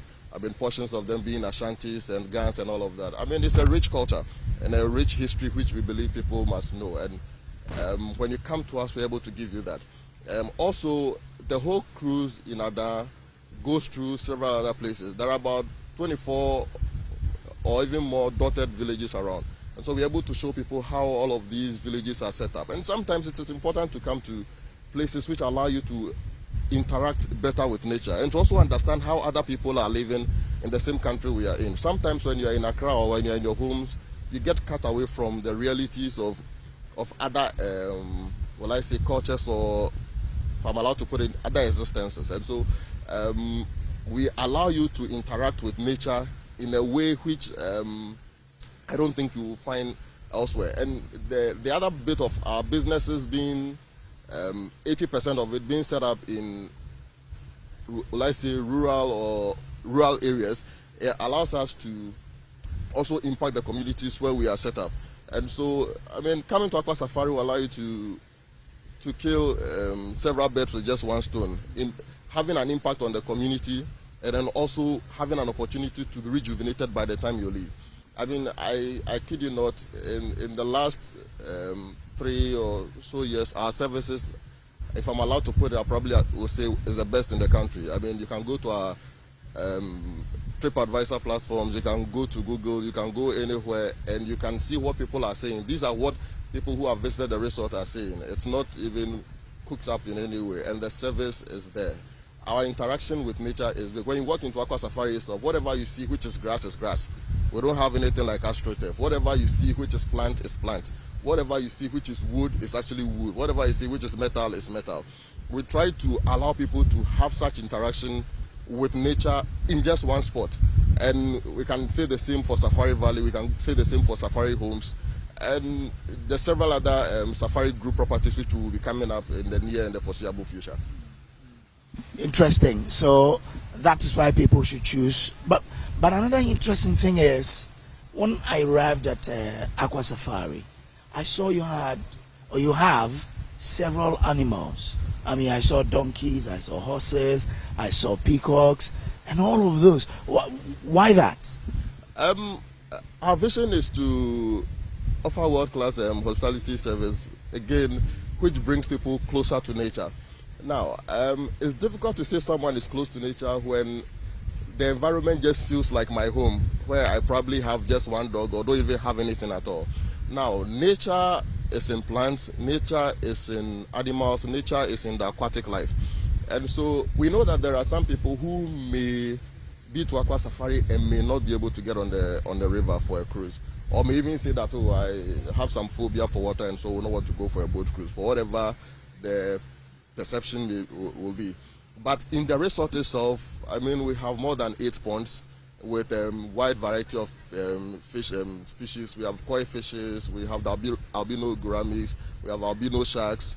I mean, talk about the animals, we have the donkeys, of course, we have the horses, we have pelicans, we have mandarin ducks, and all of these animals, some of them are of Ghanaian origin, and a good number of them are foreign to our country. And so it allows people, you see, at the end of the day, you want to go to a resort and relax, but we give you an experience which allows you to learn something new about the environment. I mean, there are a lot of people who perhaps, if not for Aqua Safari, would not have even known that there are even different types of geese and different types of ducks and all of that. We have the American ducks, American wood duck also in Aqua Safari. Maybe if you didn't come here, you would never see it anywhere else in Ghana.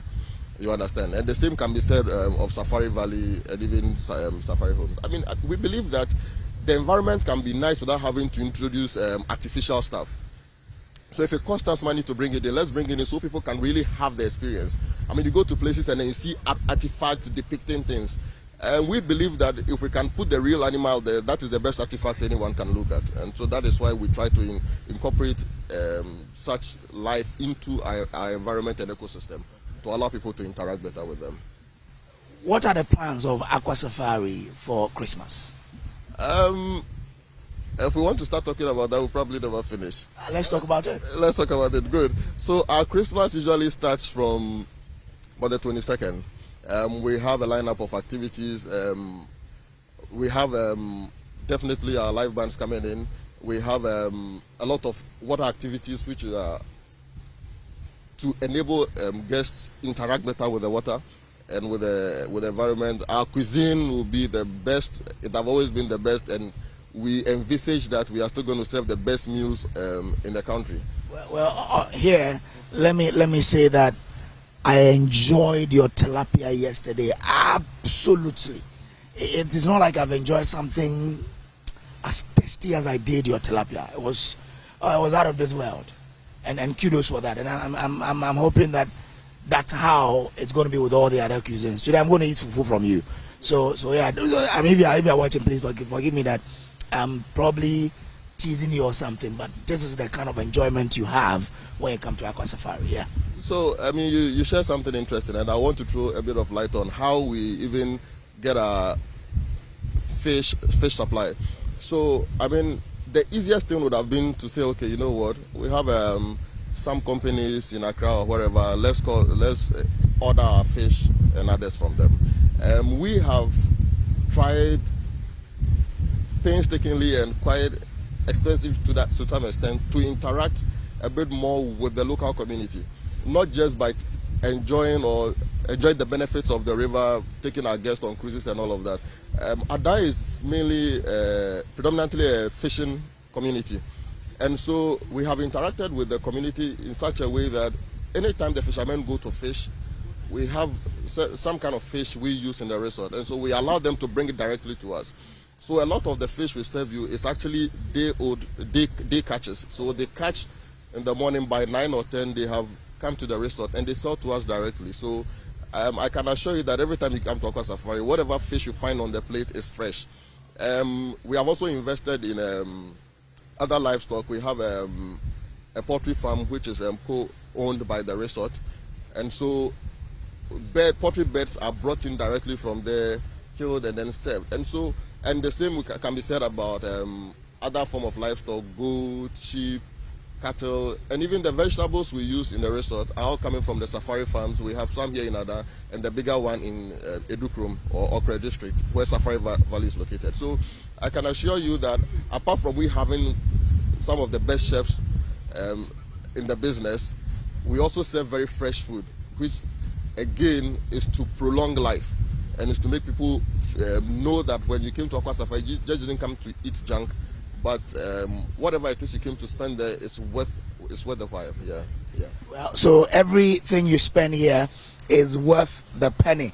So you need to be here. You need to be at Aqua Safari and enjoy, the luxury of relaxation, the luxury of a me time with the family that no one disturbs you, and take a boat ride on the beautiful, pristine Volta River. It's not polluted. It's a pristine river. Come and enjoy it. Well, somebody on Facebook wants to know the history of this place. Can you share a bit with them? Yes. So one of our owners, I mean, both of them are forest scientists, but at some point he was running a timber company in Samaraboy, the Samaraboy Timber Company, and he used to bring some of his colleagues and the rest on who are mainly expatriates on tours to tourist sites in the country. And one of such places they used to choose and go to was tours on the Volta River. And I mean, interactions with the fisher folks suggested that a lot of the apartments dotted along the riverbank were actually for expatriates. And he thought, why not have a place here for me and then my friends also coming in? So sometime in 2005, he acquired one chalet where he used to use as a recreational ground for himself and then some of his friends. Along the line, one of his very close friends, now his business partner, advised him that, you know what, we can actually turn it into something slightly bigger. And so he added 6 more chalets to it. In 2013, in December to be precise, the place was open with 31 rooms, first as a resort, and today we can boast of 151 rooms.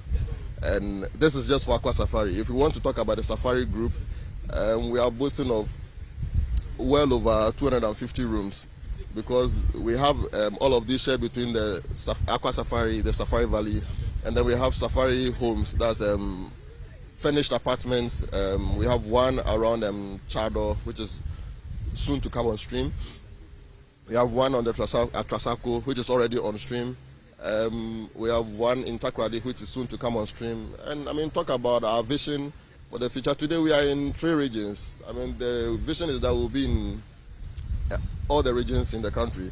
And in the not too distant future, we are looking at Safari Palmlands in Western region, and then Safari Royal in Ashanti region.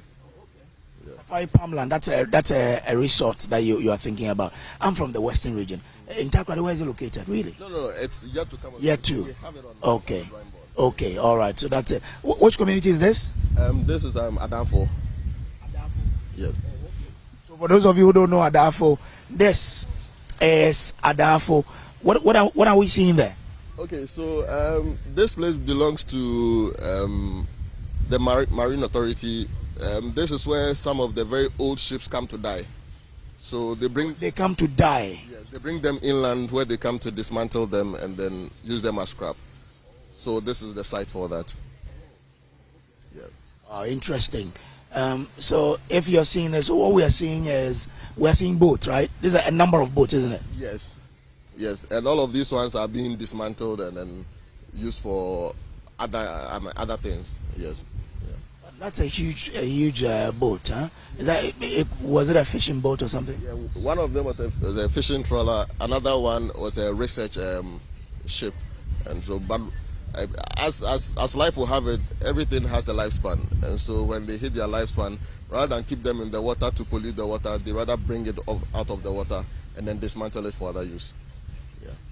Wow, interesting. We're learning a lot of things. So this is where, if you're watching now, this is where the Ghana Maritime Authority dismantles expired, in quotes, boats, right, and fishing vessels and trawlers.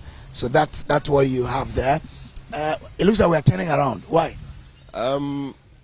We could have still gone ahead, which would get us closer to the estuary. Yes. But so that is the estuary. Yeah, the estuary. What I see is the estuary. Yeah, it's just about another 10 minutes ride ahead of us. Okay. This way also exposes us to other islands dotted around Adan, yes, other island communities. So this is an island community? This is not an island community. It's an island, but these ones are owned by individuals, individuals who own their own stuff. The island communities are actually a bit inward, but the right through here will show us a bit of the mangrove also. So if you can get closer to the shoreline, safe distance though, so we can take a look at the mangroves as well. So nature, we're going to let you see the mangroves around the Volta River. The mangroves are things that the world is trying to protect, because that's where the fish species go to lay eggs and hatch them. So whether or not we'll have a lot of fish depends on how many mangroves we have around us that the fish can lay eggs and hatch them and then get them back into the rivers and the sea so that we can have a lot of catch. Well, this is all part of the Aqua Safari treat, you know. But for the Christmas activities, we didn't end. This year, if I should come to Aqua Safari Christmas, someone is watching us from the UK, from the USA, from everywhere in Ghana, what am I going to experience when I come to Aqua Safari? So when I come to Aqua Safari, we try to bring a lot of things very close to you. A lot of things you would have just imagined. We have magical performances as part of our lineup. We have cultural troops coming in. We have fire dancers coming through. We have a good number of live performances from live bands, solo bands, musicians, seasoned musicians will be coming through to entertain our guests. We have quite a number of activities slated, especially on the river also. There is one island called the Coconut Island. It has some of the best preserved mangroves, which you can actually have a canoe ride through. We'll be having all of that as activities for our guests. Those ones are actually not paid for. And so they'll be, on a normal day, they are paid for activities, but during the Christmas festivities, because we really want to expose people to Ada and its environments and what it has to do, what it has to give, we're actually doing those activities complimentary. Apart from that, there are a lot of activities on the resort itself. We have activities for children, so those coming with their kids, they don't have to worry about what the kids will be doing. We have places set up for entertainment of the kids. We even have nannies who will be there taking care of the kids, so the parents don't even have to worry about that. There are a lot of also team bonding activities we'll be having on the resort site. We'll be having lawn tennis competitions, volley competitions, mini soccer competitions. We have bicycle riding competitions. We have horse rides off the premises. We have mapped out routes which guests will be engaging in, and we have a lot of wonderful prizes to go with that. I mean, complimentary stays which will come as a result of people who have won. We have several other things. I mean, this is just to mention a few. Okay. I mean, yesterday I enjoyed the long tennis. I played with one of my colleagues, and it was a good enough exercise for me, you know. So really enjoyable. We're going to pan the camera for you to see the mangroves. I mean, there's the mangroves. This is where fish species come to lay their eggs and get them hatched before they are introduced back into the river, and of course they swim into the sea. So the amount of fish you would have in your rivers and sea depends partly on the size of mangrove you have around, and this is quite a sizable one, isn't it? So the river goes as far as which end?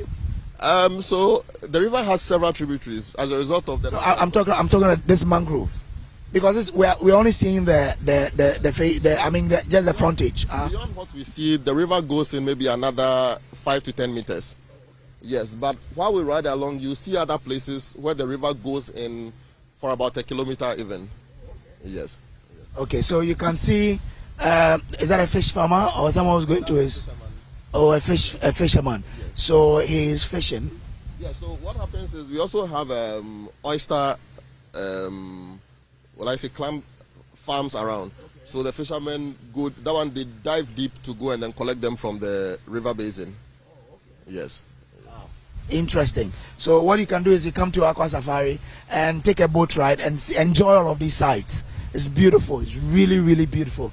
And really exciting and relaxing as well. So you know what? If I should come to Aqua Safari and I've seen all the things that you've provided, someone will say, well, but it will be expensive for me to do that. Is that expensive? Aqua Safari is not expensive. You understand? I would say it is affordable. Yes. For the service and the experience we offer, I'll say what the price that goes with it is next to nothing. I mean, the whole idea is, if we are saying we want to bring people closer to nature, how do we do that by not allowing people to be able to experience it? You understand? And again, we have several ways for people to come and experience nature. You don't necessarily have to come and then sleep in Aqua Safari. You understand? There are times when all you want to do is to escape for the day and then go back in the evening. We have the day tours. So you come in, you have a meal in the, you experience all our complimentary activities. Of course, you can still go for a boat ride. And then a bit into the near future, we will actually have the boat ride also incorporated into our day tours. And so when you come in, you're definitely going to have a day tour also. We have 2 other island properties we are going to quickly put to use, develop, and then a lot of whatever animals you think you see at the resort, you are going to see better when you come here a few months from now, because we are going to develop all of those islands into real sanctuaries for aquatic life and then mammals also, so that guests can go there, learn about the animals, understand them, interact with them, and then come back to the resort, enjoy the rejuvenating experience, have our chefs treat them to some really good food. Our recreations team and our tour team will help them enjoy whatever we have to give before they go back. So trust me, when I say Aqua Safari is accessible to everyone, it is, because if you are coming there just for the day, it's accessible to you. If you are coming in to sleep, definitely we are very ready to receive you. We see some plants on the surface of the river. What are those? These are water hyacinths. So they grow by the river, but they are not very deep rooted. And so anytime the tides rise, they just get off the land and then they start floating along the river. In one breath, they are called parasites, but it's very difficult to eradicate them fully. And so every now and then we still have them. Yeah. They are not a problem? They are a problem for watercrafts, definitely.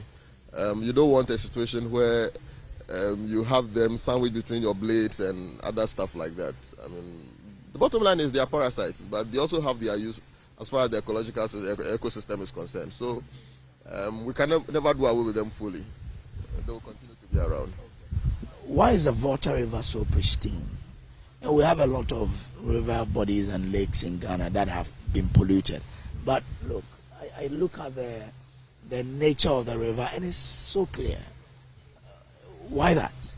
I believe, for the lack of a better word, there's been no reason to pollute it. Isn't there a deliberate attempt to protect the sanctity of this river? I will get there. Again, because our traditional systems, especially along the Volta River and along the Volta communities or the communities dotted along the Volta River, I believe there's been a deliberate attempt to protect them. But more importantly too, I believe that the government, in one way or another, has also, through its institutions, managed to protect the sanctity. And I believe that in the very near future, the same can be said of the Pras and the others which have been polluted, because water, you can survive several days without food. If you want to do the same with water, you'll be a dead person. And so every attempt to try to protect our water bodies is a welcome attempt. And I believe that our government, traditional authorities, and we as citizens should all do our best to try and do that. I mean, at the end of the day, even if I decided that I want to come and explore or do something in the river which pollutes it, regardless of whether the government is against me or not, as a person, do I think it is right? I believe people should be able to ask and answer those questions for themselves and by themselves. And if I can brighten my corner and everyone else can brighten their corner, then gradually we make Ghana the better place we want to be. I mean, it's not every time that people should just get up and say, oh no, things are not working, and so let's elude. How are we in our own way trying to preserve the ecosystems around us? I mean, as Aqua Safari, we try to do a lot. Our sewage system, our sewage is all treated. That's the least we can do, and we do not dump any form of waste into the river, because the river also serves us nicely. It's water we treat for use in the resort. So we have every reason to protect it. And I believe everyone else should be able to do that. I mean, talk about the rich, talk about the affluent. The water which comes to your homes will either come from here or come from the Pra or from somewhere else. If our activities pollute it, eventually we are those who will still suffer for it. So I believe that every call to protect the river bodies is a very welcome one. If someone listening to you and he's impressed and wants to come here, what are the ways to get a booking? Very easy. First and foremost, you can even do a booking through our Instagram account. You can do directly from our website, which is the easiest, is aquasafariresort.com. You can equally email us through info@aquasafariresort.com, or you can call or WhatsApp us on 054-011-0190. It is that easy. All right. Enough spaces for this Christmas?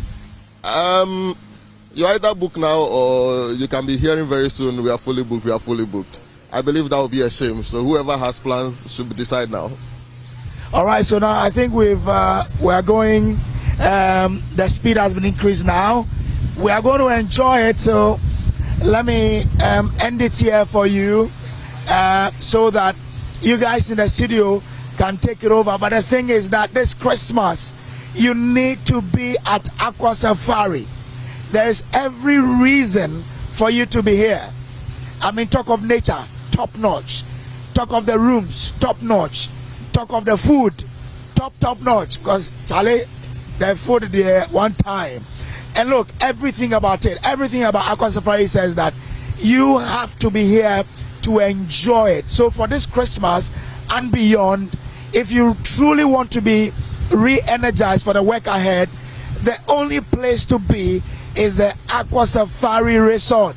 And of course, the other safari resort dotted across the country. Just be here and enjoy nature and be rejuvenated for what is happening. We are on the Volta River. We've enjoyed it, but I'll leave you here. Bernice and Co, sorry that you're not here, but next time maybe you will be here. So it out from us here on the Volta River. Enjoy the ride as we move, yeah?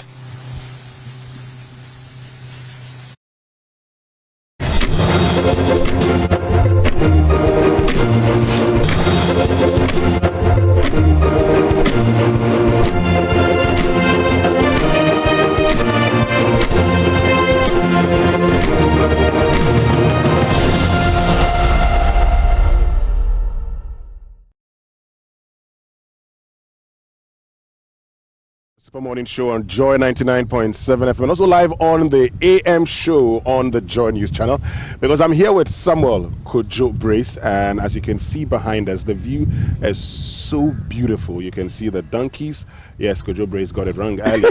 You're just joining us, but you can see the donkeys right here at Aqua Safari Resort. Folks, you need to be here. Okay? You need to be here before the year ends. You need to experience this wonderful facility. It's so refreshing to be here. I mean, we came here last night and already we are loving the place. And I mean, I've been having the conversation with Kojo Brace that we should make this place part of our routine, monthly routine. We should be coming here once a month, at least once a month, with a family to have a very, very good time. Look, I mean, it helps with your mental health. If for nothing at all, it helps so much with your mental health. And I'll tell you more about that, because this is the place to be. And this morning we are here on the AM show as well as on the Super Morning Show. And we're joined by the board chairman, who is Gerald Boachi, board chairman of Aqua Safari Resort. He's to my right after Kojo Brace. And then David Malike, who's general manager of Aqua Safari Resort. Good morning to all of you once again. And good morning. Good morning, Winston. Thank you very much for joining us. We'll get into the conversation shortly. Gerald, you'll be telling us more about the facility, how it came about. At least it gives us an appreciation also of what to expect when we come here. But the 7th edition of the prestigious Ghana Energy Awards is here. Theme: Ghana's energy transition framework, sector institutions as building blocks for the 2030-2040 targets. And it's today, Friday the 17th of November 2023 at the Labadi Beach Hotel, 6:30 p.m. Special guest of honor is President Akufo-Addo. And for tickets, sponsorship or inquiries, call 0303-940-300 or 0559-300-631. Industry partners: Volta River Authority, Bui Power Authority, Ghana Gas, Goil, Energy Technology, COPEC Ghana, Energy Commission, NPA, Boss, JK Hoggle, PURC, ECG, Great Coastern, Sogli Seaboard, Petroleum Commission, Petrosol, Ghana, and WAP Chamber. Media partners Joy FM and the Graphic News Plus. Endorsement by the Ministry of Energy and the World Energy Council Ghana. Validation by Mazars Ghana and Casely Brook Law Firm Ghana Energy Awards.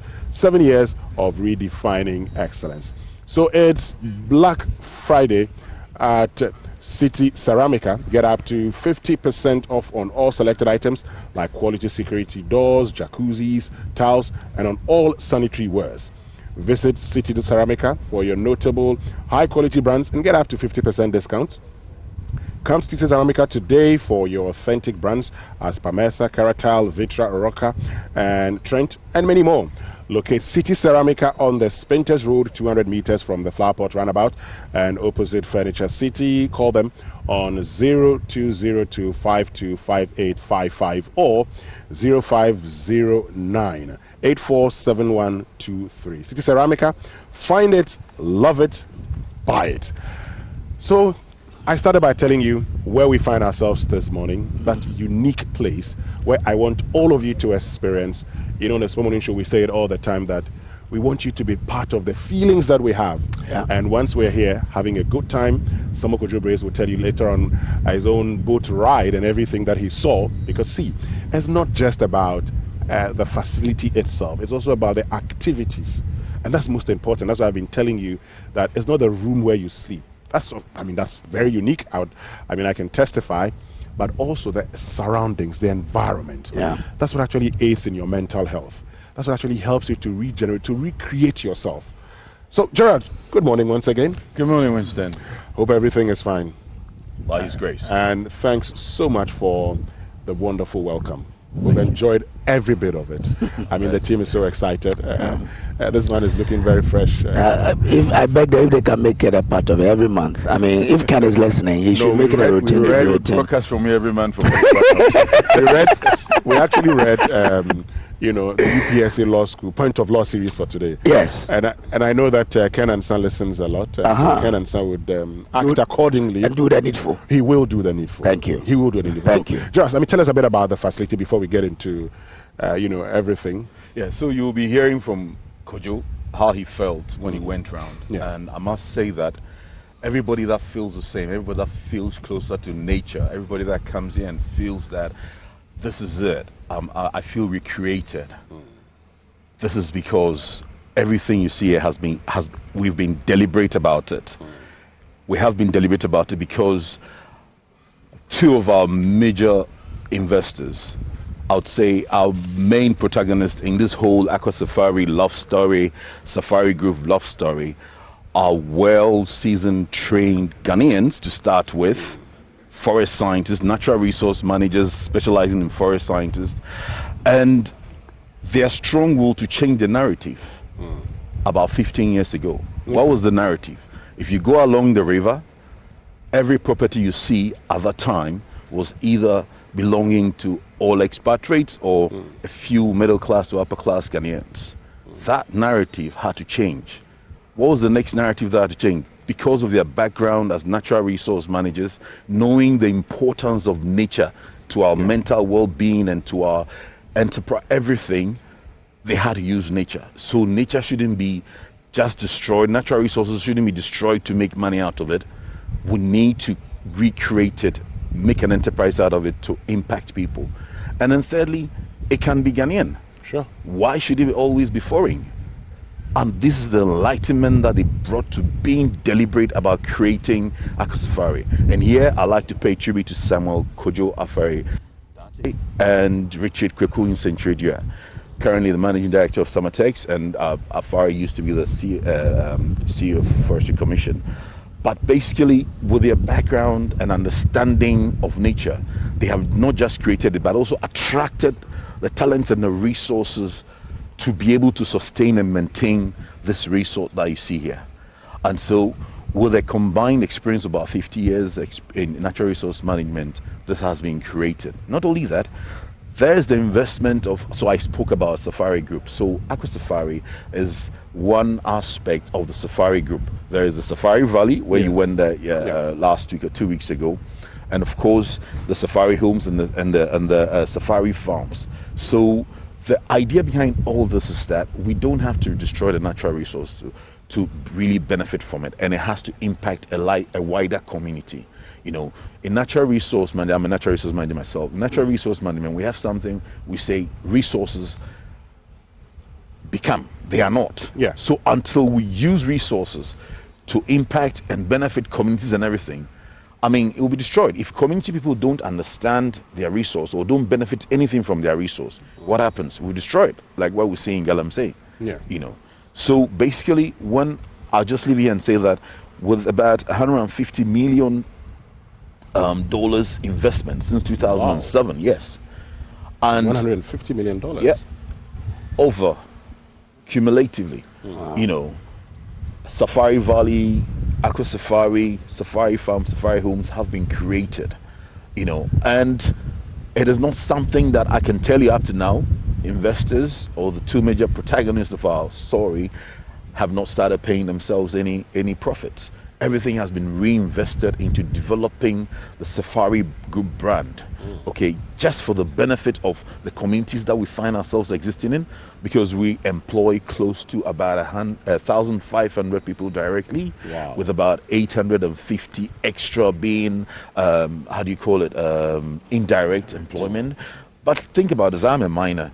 So when we employ people in the mines, we say every miner has an impact on about 10 people. In natural resource management and tourism, ecotourism facilities like that, I would say the number would increase to about 30. Because once we're set up here, other ancillary businesses develop. We can't go to Accra and buy our foodstuffs. We can't go to Accra and do all the things that we used to do. We need just in time. So other ancillary businesses develop. What does that mean? There will be the socioeconomic improvement of the economy in the whole area, and that the livelihood of the people increases. Most of the people we employ here, David will tell you, are over 80% indigents. Wow. What does that make you? You become proud of your resource. Sure. You try to own it. That's what we try to create in them when we employ them.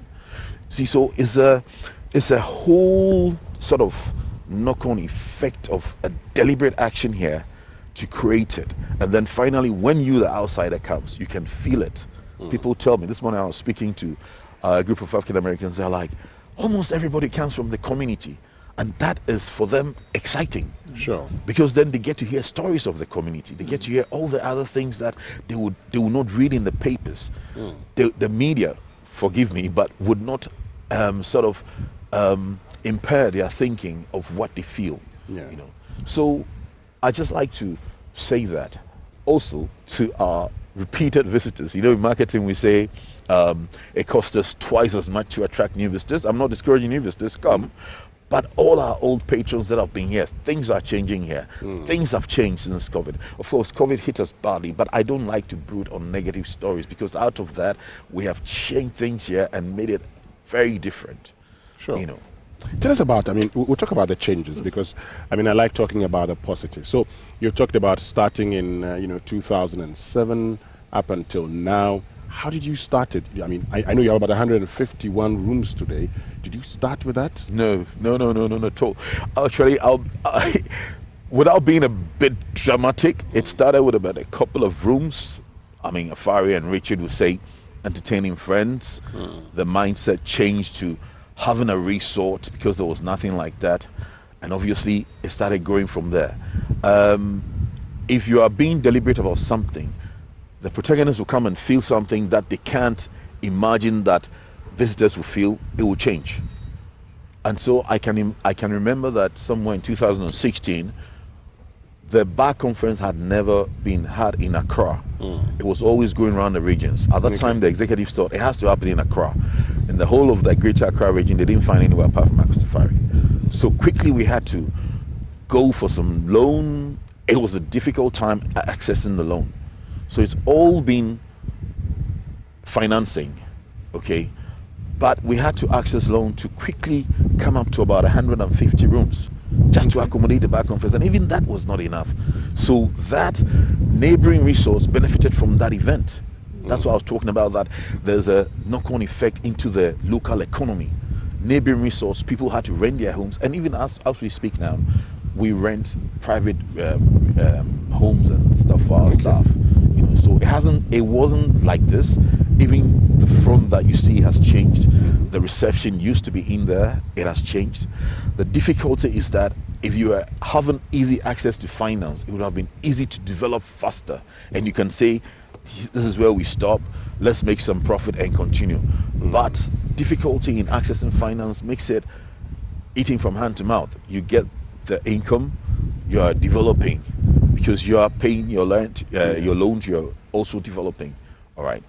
But I'm sure we'll come to the other challenges where increasing cost inflation prevents you from further development. But once we are being deliberate about the feeling we want to create, the experience we want to give people, we overlook those things. Not that we don't take note of them, we overlook them, find strategies around those challenges, and make sure that we're giving guests that experience that they need to create a repeated visit or an important first-time visit.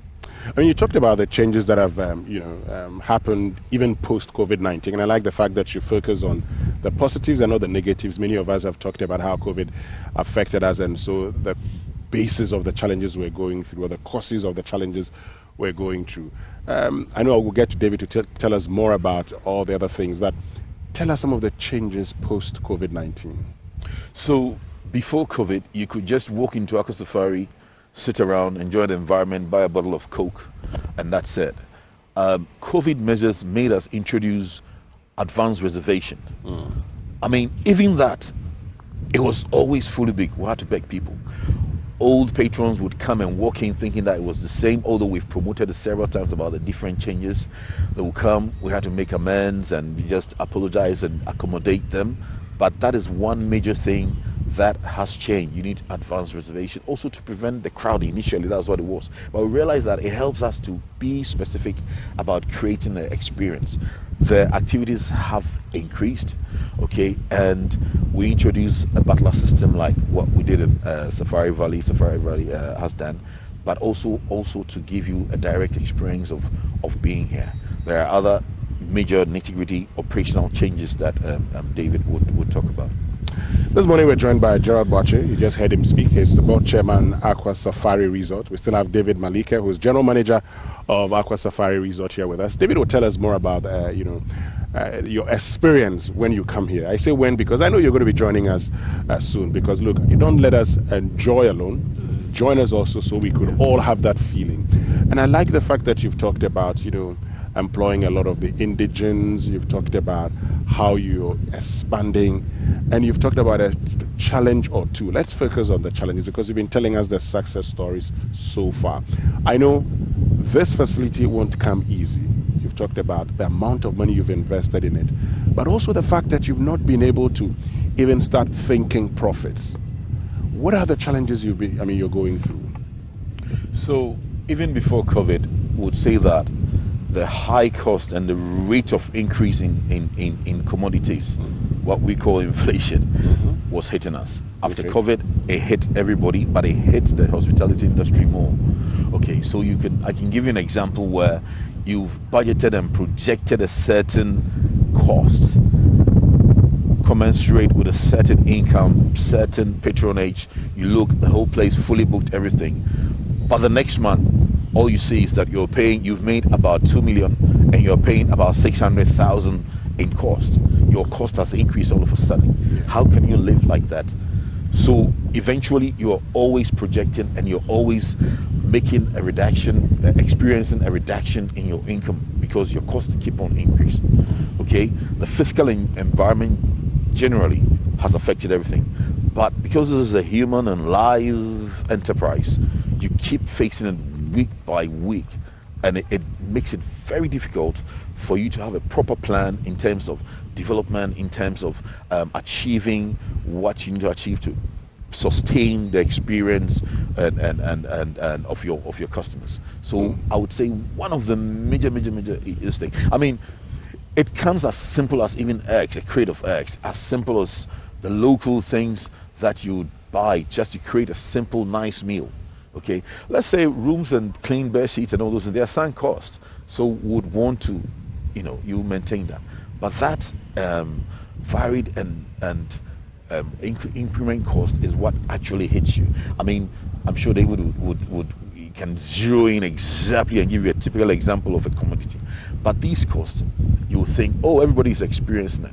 But you see, the tourism industry or ecotourism industry is different, because you would have a repeated visit, you would have some experience that you have to sustain. You can't have changes. So you're actually losing to maintain the quality of service that you're providing. You know, so it is a different effect on our sort of industry. And that's why you can't immediately begin to say you're creating, you're sharing profits and all that. Another thing is that development and proper expansion, maintenance comes with cost. Okay, when you are living hand to mouth, you do only the most important maintenance and development thing. I mean, you would want to create serious, like our plan is to create a bigger marine tourism experience. Okay, this plan will be slow because you want to safeguard and protect what has been created already to create some experience, and then slowly you would want to do that. It's coupled up with the difficulty in access to funding. I like that plan. You know, that cool marine thing that you want to create. When are we looking at having it? Because there could be persons if listening. I tell you would have to come back here again for that discussion. I'm interested in that. I'm interested in that. So you see, we're caught up in between the sea and the river. Yes. So already he's had a boat ride. Okay. We have marine turtles on the coast.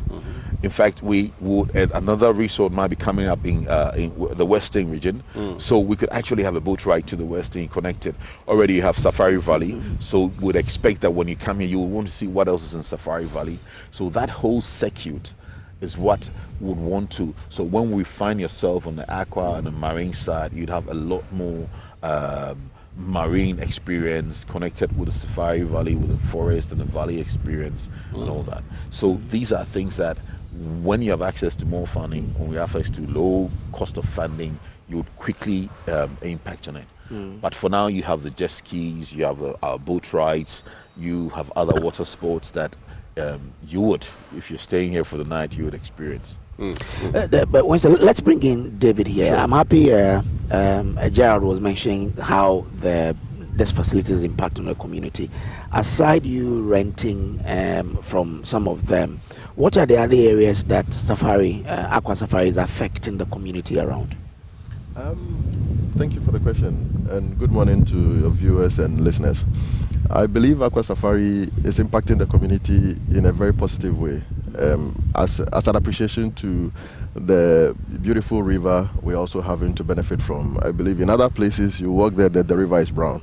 And to the extent that they're able to keep it this way for us to be able to host guests and ask them to have confidence in interacting with the river, I believe that the least we can do is to give back to the community equal measure or even more.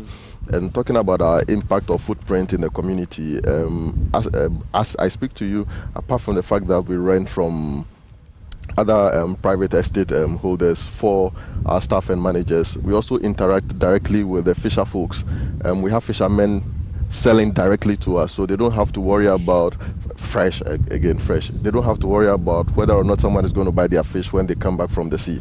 We already have an arrangement with them, and it's not one fisherman, it's not two fishermen. We have quite a number of them. I mean, there's been times when we are actually looking for them and they don't even have fish for us. Wow. Because we are not just buying fish for Aqua Safari, we are buying fish for Aqua Safari, for Safari Homes, and then for Safari Valley.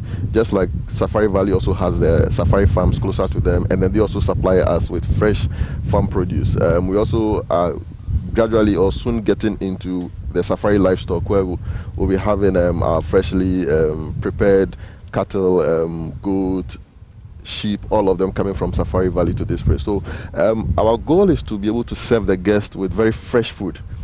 And I'm talking day catch fish. We are talking about meat which is killed, prepared, and then it can be served a day or two. And so you understand that our goal is not just to bring you into a place which rejuvenates you, but we also care about about what you put in your body. And once the body or the human being wakes up, definitely has to be a meal or two in the day, if not all three. Okay. And how are we ensuring that whatever people are consuming is of such good quality? And we are able to do that in both ways, impacting the guest and then impacting the community also. Talk about the fruits we use here. I mean, Ada is flooded with pineapples and watermelons, we buy it directly from the community. You understand? When you go to Kasa, you always, I'm sure on your way back, you see our cars running up and down, picking things from the community. So we've actually impacted the community in a very positive way. And not to talk about the number of staff who are all indigents of the town, and the number of shops and other ad hoc businesses which have sprung up just because in Aqua Safari alone we employ close to 450 staff, a good number of them from here, definitely increasing the economic well-being of the people in the community, and also their families and how they depend on them and the interdependence and all of that. So basically, could you, if I just add a last bit to what David said, basically, in summary, Aqua Safari is an employer of choice in Ada. Because when you go right from the schools, from the training colleges, people are yearning to better themselves to be able to work with Aqua Safari. That should tell you the impact. That is a summary of the impact that it's making, either directly or indirectly, like you said, either from their own or from a related business, or they themselves being employed. Summary. I mean, and in corporate affairs, when you are called an employer of choice, it's a big tag that you put on yourself, and it's also a big responsibility because then you have to care about the environment, you have to be responsible, you have to pay well, you have to impact them well, and so on and so on. Yes. Let's talk about, if someone is listening to us, I mean, we've tried to paint a picture that this is the place of choice. Yes. What should a person look forward to getting from here? Okay. I know, my board chairman mentioned the fact that we've tried to change the narrative in a lot of ways, and we are still changing it. The reason being that a lot of people go to resorts or want to book hotels, and the first thing which comes to their mind is, how is the room? People go to the rooms to sleep. Yes. So if I leave Accra or if I leave wherever I am and I go to a resort just to go and sleep, then maybe I missed it somewhere in the planning to go on a vacation. I mean, my vacation spot should be able to enable me interact a lot more with nature at the time when I'm awake, when I can see things around me, when I can feel. What am I interacting with? What am I walking through? What am I touching? What else is interacting with me? And that is why the setup in the Safari Group has been quite deliberate. I mean, whatever you see which is grass, it's not astroturf, it's actually grass. I mean, we painstakingly manicure, take care of it to ensure that the guests can always come and then know that, okay, when I came last time it was grass, today it's grass and even greener. You understand? If I see something like an animal, it's actually not a statue, it's actually an animal. And to the extent that in our resorts, about 60 to 70% of the animal are not indigenous to the country or even to West Africa, it tells you how much of an investment we put into ensuring that we can create that environment for the guest. I mean, you've been stressed enough in your work and then in the cities and all of that. If I have to go to a resort, the least I want is something which is rejuvenating, and that is why our goal or our vision is to bring you closer to nature. What is nature? I want you to repeat that point again, that you've been stressed in the city. Repeat that one for me. It's a very important. There's too much stress. I mean, to get to work means you have to wake up at 4 a.m. If you don't wake up at 4 a.m., you are late, and to the extent that sometimes as a result of that, you even have to wake up 5-year-old kids, 7-year-old kids at 5 because the parents have to get them to school and all of that. Yeah. I mean, so every now and then we have to rejuvenate, get the body to relax. Otherwise, I mean, we have too many issues of stress killing people and now a lot of lifestyle diseases popping up when just a few 10 years ago, we didn't even have to experience all of that. So if there is every opportunity to move away from such an environment and then rejuvenate, you want to pick the best spot. And the best spot is where we have deliberately curated an environment which allows you to relax. When you come here, there are a wide variety of animals, wide variety. We'll get into the things you would see when you come here. We'll get into the activities, okay? Yeah. And so stay with us. We're going to get into the activities this morning. We're joined by Gerald Boache, who is board chairman, Aqua Safari Resort, and David Malike, who's general manager, Aqua Safari Resort. We're live on the AM show on the Joy News channel and also live on the Super Morning Show on Joy 99.7 FM. Keep your text messages coming. It's brought to us by GCB Bank PLC, GCB Personal Loan. Make that big move and dream a reality. So, GCB, your biggest and largest bank in Ghana, is offering GCB salaried account holders personal loans in less than 24 hours. Note, to fund your next big move, less than 24 hours. With GCB's Big Move personal loan promo, you can access up to a whopping 400,000 Ghana cedis at a significantly reduced interest rate with a 2-month repayment grace period to meet your urgent financial obligations with a smile. It's time to make that big move, be it educational, fee payment, buying a car, or building your dream home. GCB makes these dreams a reality and life easier for its customers. So let GCB lend you that needed support to make that big move to take care of those urgent personal needs. Visit any GCB branch or call 0800-422-422 for further inquiries. Terms and conditions apply. GCB, your bank for life. Stay with us. When we return after these messages, we'll tell you what to expect, the activities that make Aqua Safari Resort very unique. We'll be right back.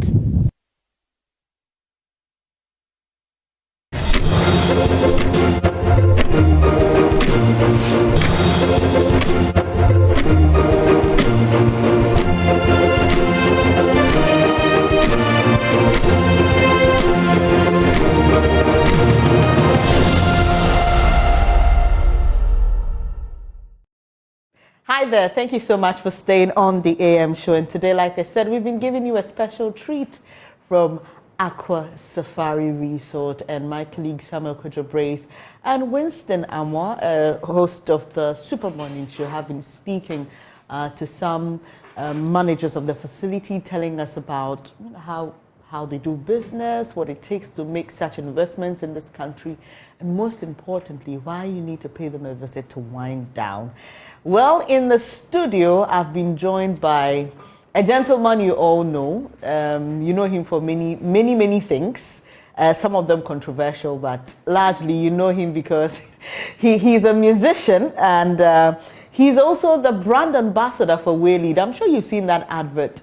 And he's got a beautiful family as well that he's not shy of putting out there.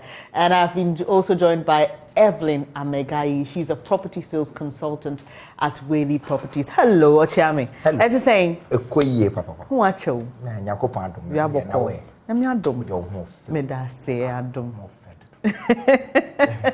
Hello. Hi. How are you? Fine, thank you. Good to see you. Good to have you. So, Ochiame, let me start with you. WayLead Properties. We are having our EcoBank Joy News Habitat Fair later in the month, and you're one of our sponsors. Let me start by saying thank you so much for helping us do this. And this is important because a lot of Ghanaians have beautiful ideas about home ownership, the age-old conversation about whether to buy or to rent or to build. You know, just so many things. Yeah, there's so many things happening. Tell us why WayLead Properties offers the best options on the market. Oh, wow. Thank you for the question. So the first reason is that it is litigation free. Okay.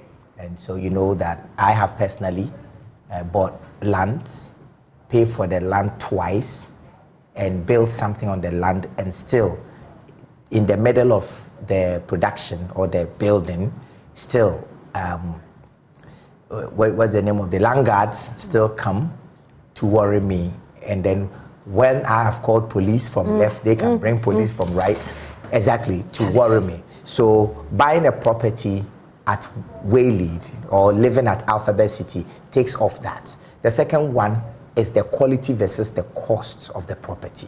So where WayLead is at Sakumono, it is even impossible to get a land at $80,000. But for $80,000, you can have a 2-bedroom apartment, or $84,000, you can have a 2-bedroom apartment in a gated community with 24-hour security in Sakumono, 30 minutes, away. So, and the third one is the location. When it comes to real estate, it is location, location, location. Those are the things. So 30 minutes from Accra Mall, there are 3 ways that you can access Sakumono and Alphabet City. You can go through the Spinters Road. Yeah. You can go through the motorway, or you can use the beach road. Yeah. Anywhere you are using, you get to town on time. And beautifully, now on the beach road, the road construction is ongoing. Right. Very soon it will be done. But the most important reason why I love Alphabet City is that it is peaceful, it is quiet, and you get quality homeowners to associate with. Okay, that's also important, knowing who your neighbors are. Yes. Because, quite recently I was having a conversation with a young mother who said, look, if I lived in a gated community, I don't mind taking my child on a stroll, down. But I'm not comfortable here. Yes. I mean, the roads are not even good to start with. I can't push a pram. I can't do anything. So, I mean, that's important. So I can see the photos of the beautiful Alphabet City that he's speaking about. And there are many, different kinds of property up for sale, right? Do you want to tell us about that? He spoke about the 2-bedroom, but what else do you have? Let me start from Vista Del Mar.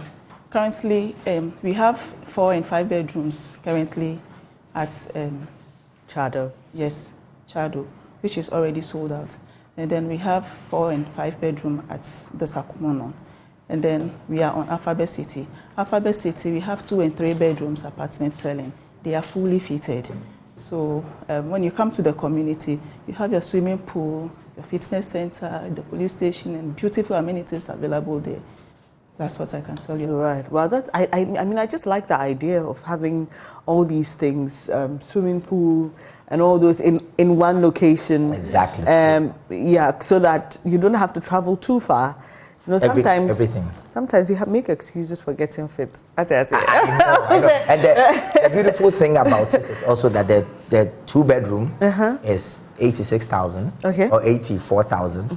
And then the 3-bedroom is 125 something, depending on whether you are paying cash, whether you are mortgaging, or whether you are doing financing. Okay. Now the beautiful thing is that you get the opportunity to pay only 20% of it, and then take your time, 2 years, 3 years. If it's group buying, it can even be 5 years.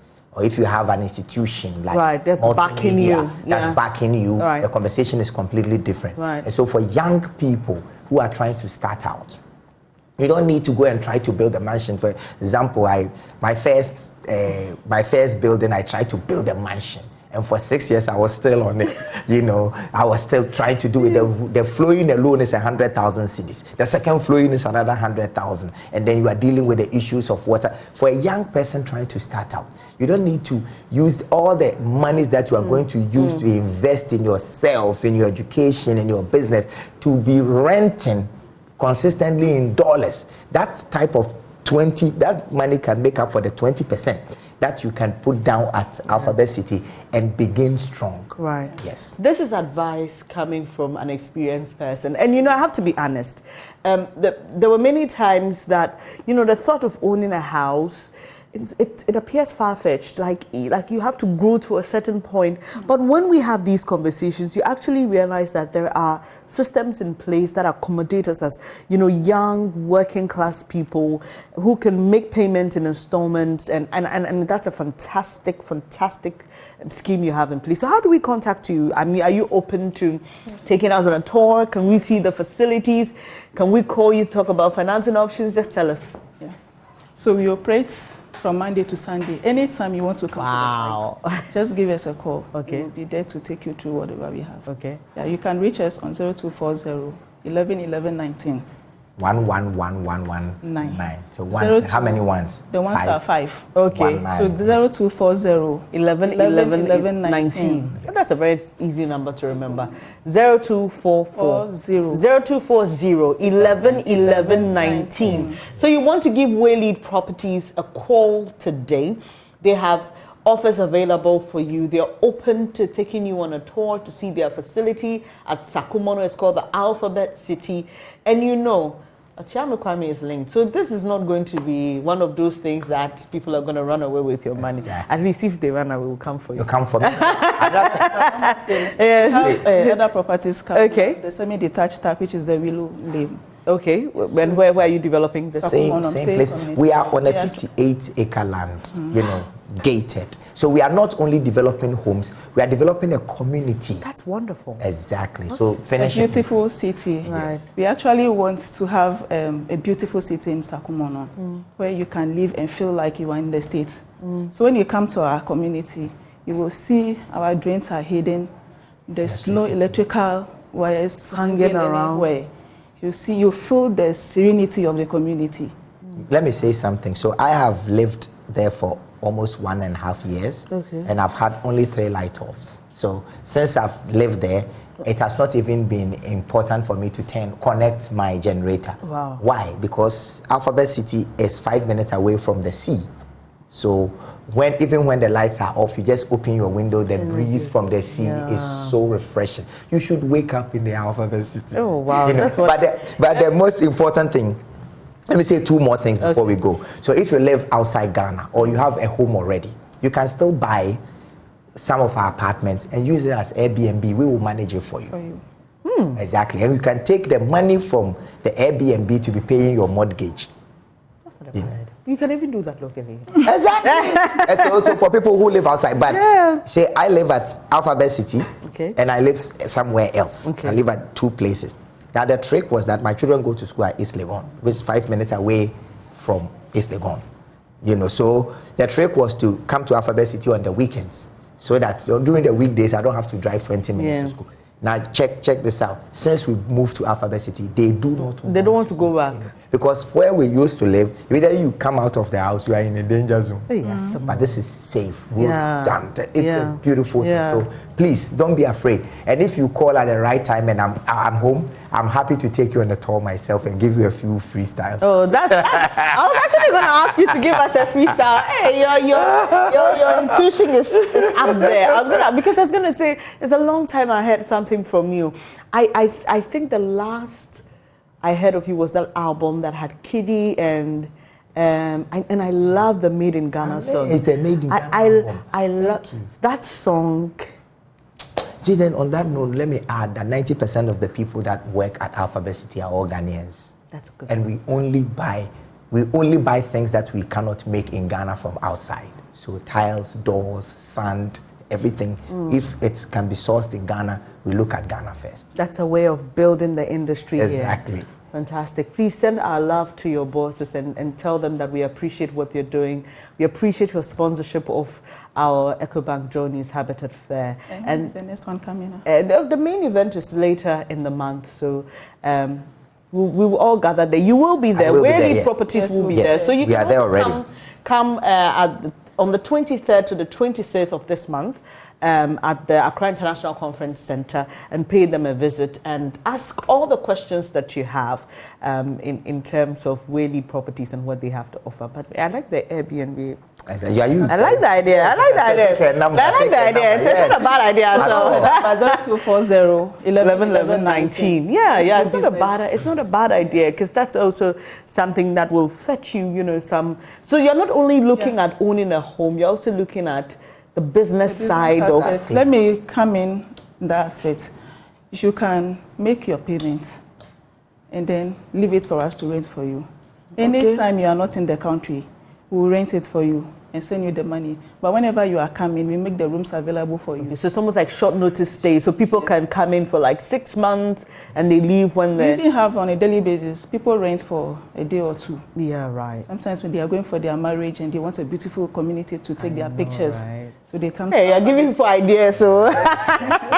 You're giving people ideas. So look, if you're looking for a good location to host your bridal parties, to even do your photo shoots, or even your honeymoon, right? Yes, honeymoon. Yeah, the room's available. Yeah. So you can just give them a call, 0240 11 11 19. Don't forget, it's 11 11 19. Just give them a call at Whaley Properties and they will help you. And like I can see that there's some more development ongoing. So yes. There's room for everybody. I'm telling you, for everybody. Everybody. You have a playground as well? Yes. Oh. We have a football pitch. It's a multi-purpose one, so it's for the football and then the long tennis. We have a supermarket. We have it coming. It coming. No, don't say it's there now. They will say it will definitely come. Yes. It is ongoing.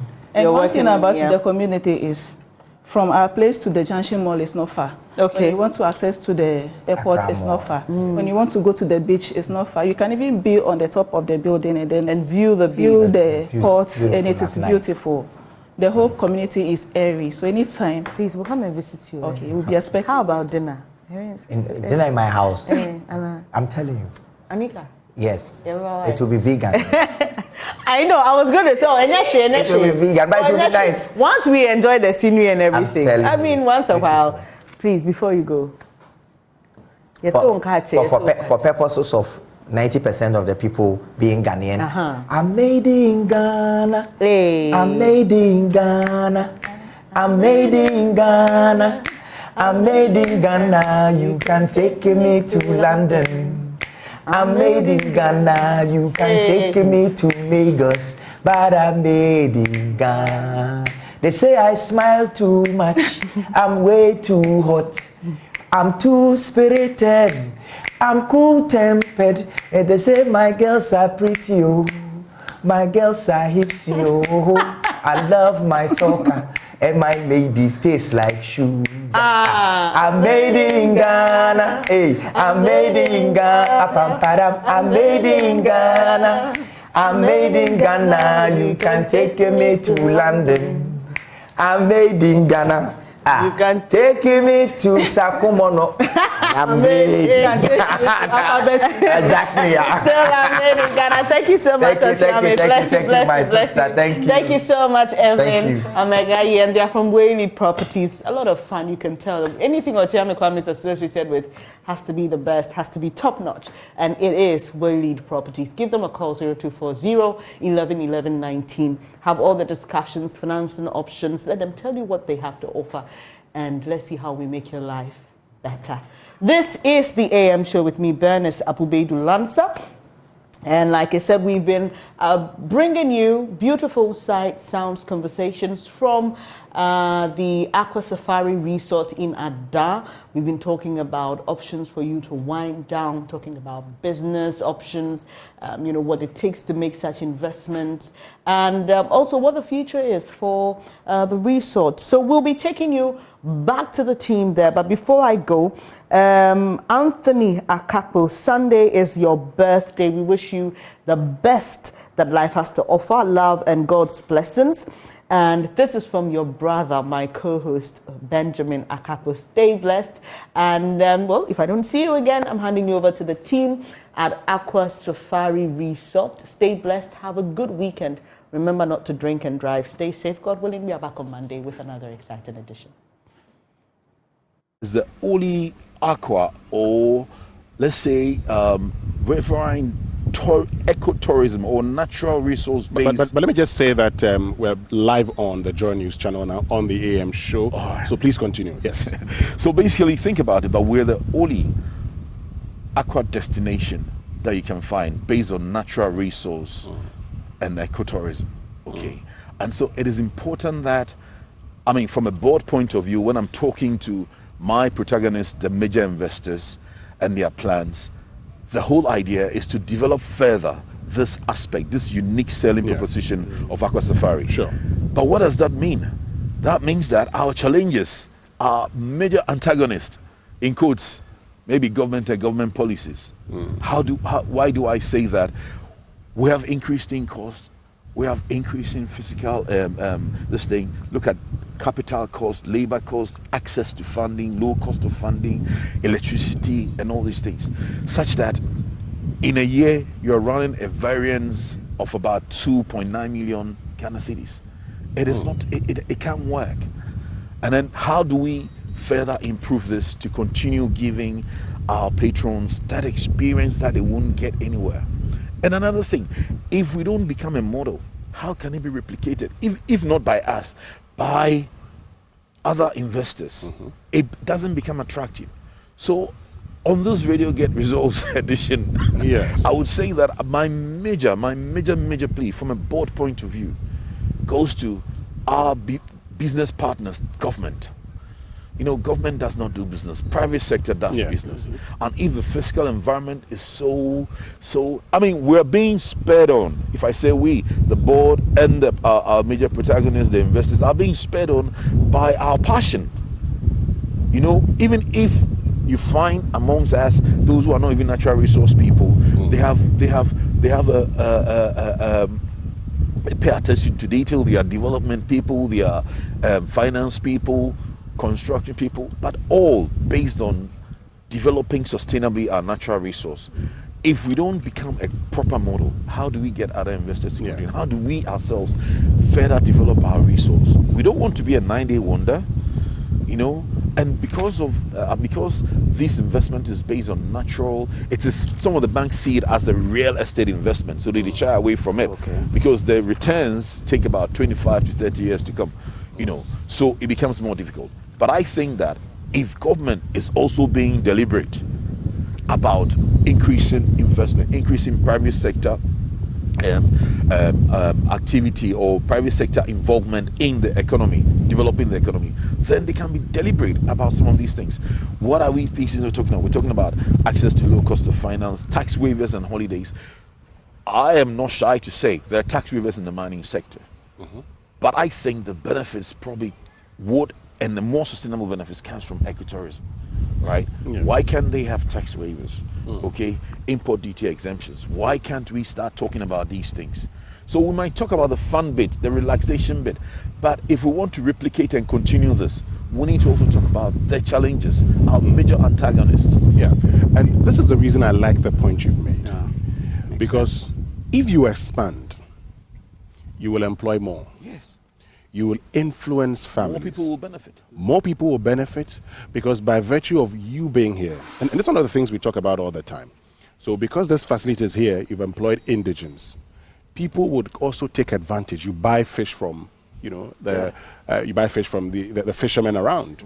You buy the fruits from, the farmers around. So these farmers have market readily available. The fishermen have market readily available. And so by extension, people have also come from other parts of the country working for you. They would need services, and the community members will provide these services. So you're looking at direct and indirect job, as well as by extension, the number of people within even families who will be impacted by what you're doing. And the other point is, even as you talk about growing, expanding, if you expand to other parts like the Western region that you're talking about, even outside Ghana, Togo, Benin. And once you're a Ghanaian business working in Ghana, your global source of income subject to tax in this country, Ghana government also gets something. The needed foreign exchange that we talk about all the time. So you're perfectly right. And look, I'm happy you've made this point, and it's one of the things that we should be advocating.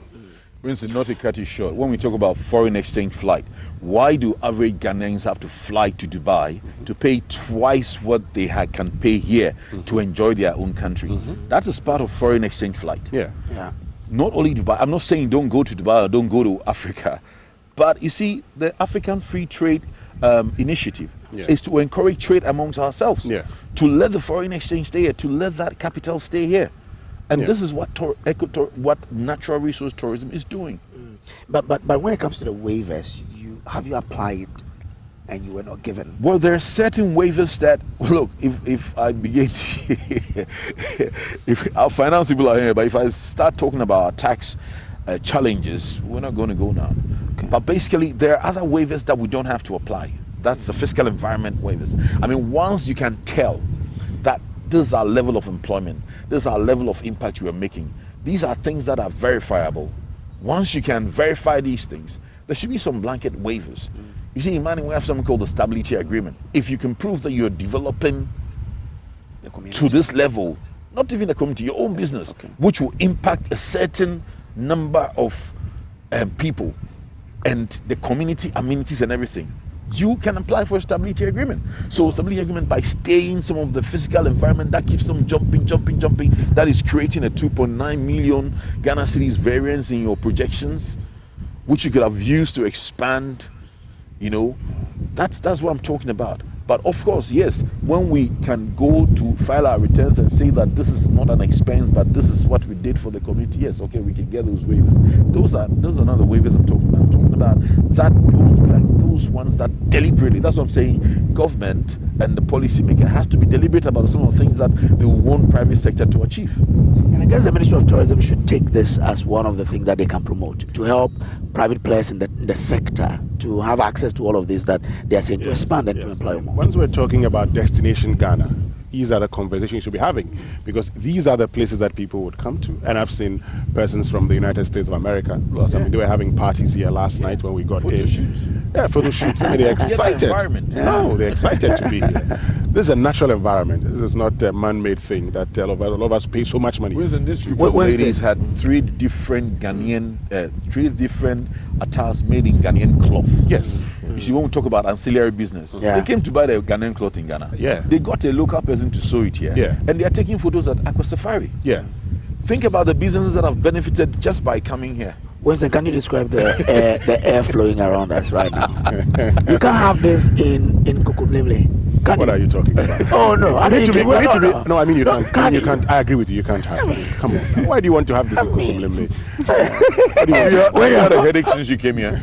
Oh no. But you drove on a pretty averagely good road, right? Yeah. I mean, if I were in Accra by now, I'll be waiting for 10 o'clock. Anyway, look, folks.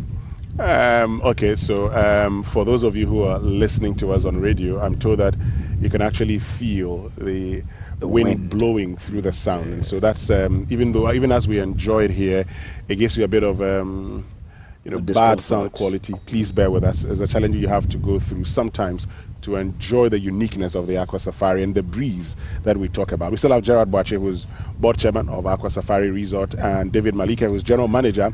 Stay with us. There is more after these messages.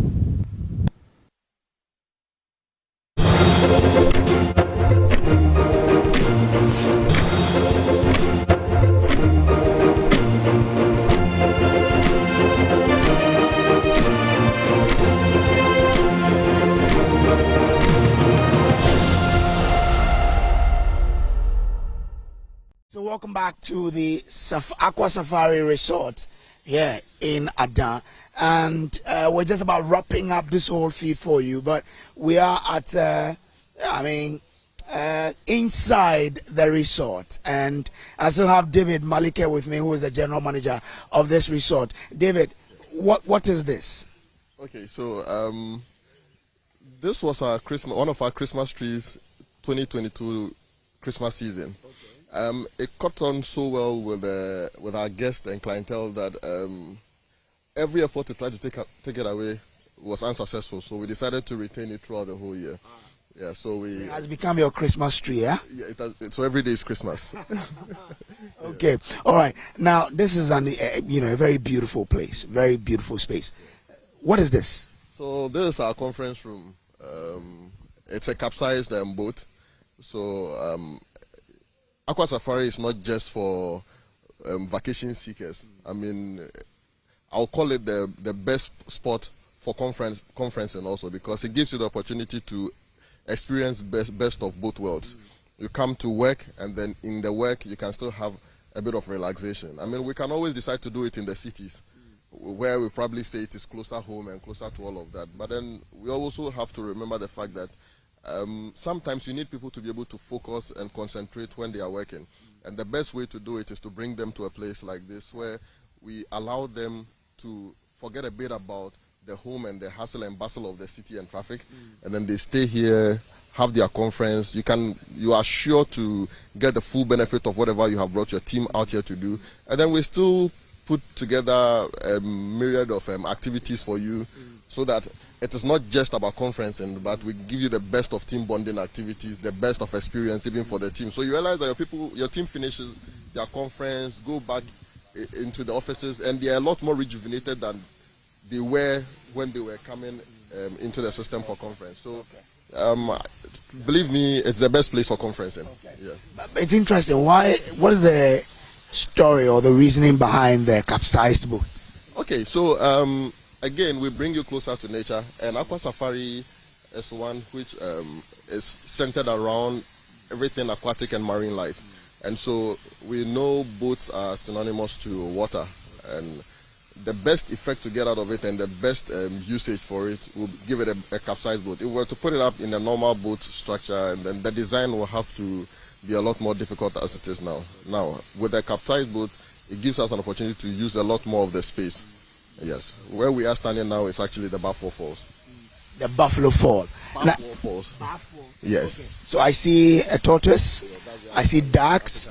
African tortoise. Yes. And then the ducks we have here, 90% of them are not indigenous to Ghana. So we have ducks, we have geese, we have the mandarin ducks, we have the African wood ducks here. We have the pelican, which is relaxing there by the royal farm. Don't worry, the hippopotamus is not real. Yes. We have the peacocks, and I mean, they are all here. When we go down that way, we have a lot more of the tortoises there. Okay. So we have peacocks as well. So the caves are what? They are nesting places for the birds. I mean, where they lay and then brood their eggs. And so over the years, we've not had to buy a lot more of the same breeds, because we're able to breed them within and then increase their numbers. I mean, a lot of the birds we had to take to Safari Valley, we got some of them actually from here. So this is like it's pure nature. And you don't do anything to change the habitat. That is for them. You try to live it in the natural way it is. Yes. What we have done over the years is to try to improve on the habitat. We believe that to allow the animals feel a lot less stressed will be to allow them to roam freely in the natural habitat. That's why you realize that anywhere in the safari group, we are not caging the animals. We are allowing them to roam free. So it allows them to have far less stress, if any at all, a far less stressful environment. And it also allows them to be able to reproduce. Some of these birds, if the conditions are not right, reproducing becomes very difficult. I mean, in terms of the African tortoise, I can bet that there are so many people who have had them for several years and they've never been able to reproduce. Ours have reproduced twice. And we started with a population of 2, now we have well over 10. Okay, I see the birds coming close to the bigger tortoise there. Why they can coexist in that manner? Yes, all the birds and animals we have here are able to coexist without having to disturb each other. Okay. So I mean, the habitat is just right for all of them. Okay, and I see how many tortoises here? 1, 2, 3, 4, 5, 6, 7, 8. These are like younger ones. You got them here? Yes, all reproduced here. All reproduced here. That's what I was saying, that I mean, once the habitat is right, it allows for reproduction. You understand? There are a lot of people who have African tortoises and they are never able to reproduce. It's difficult to get them to reproduce. So, I mean, in the last 10 years, we've been able to achieve it. It's not an easy feat, though. Yes. So how many did you start with? 2. Oh, 2? And a female, yes. And you've had all of this? Out of them, yes. All of these out of the 2? Yes. So you have 1, 2, 3, 4, 5. So this is these are 6, 8. So you've had 8 offsprings. Yes. Yes. Wow, that's interesting. Well, so those of you who are watching these are the tortoises that we're showing you here. We've been talking about. Well, so thank you so much, David Malike. Thank you, Samuel. Well, from us here at Aqua Safari, I'm telling you that you have to come here to wind down and be re-energized. It has to be part of your schedules. This way, I mean, this place will really give you the sort of, rethinking that you need, and you have to be here sometime before the year ends. Well, from us here, we'll hand over to those of you in the studio, but please, sorry that you are not here. We are enjoying on your behalf. All right.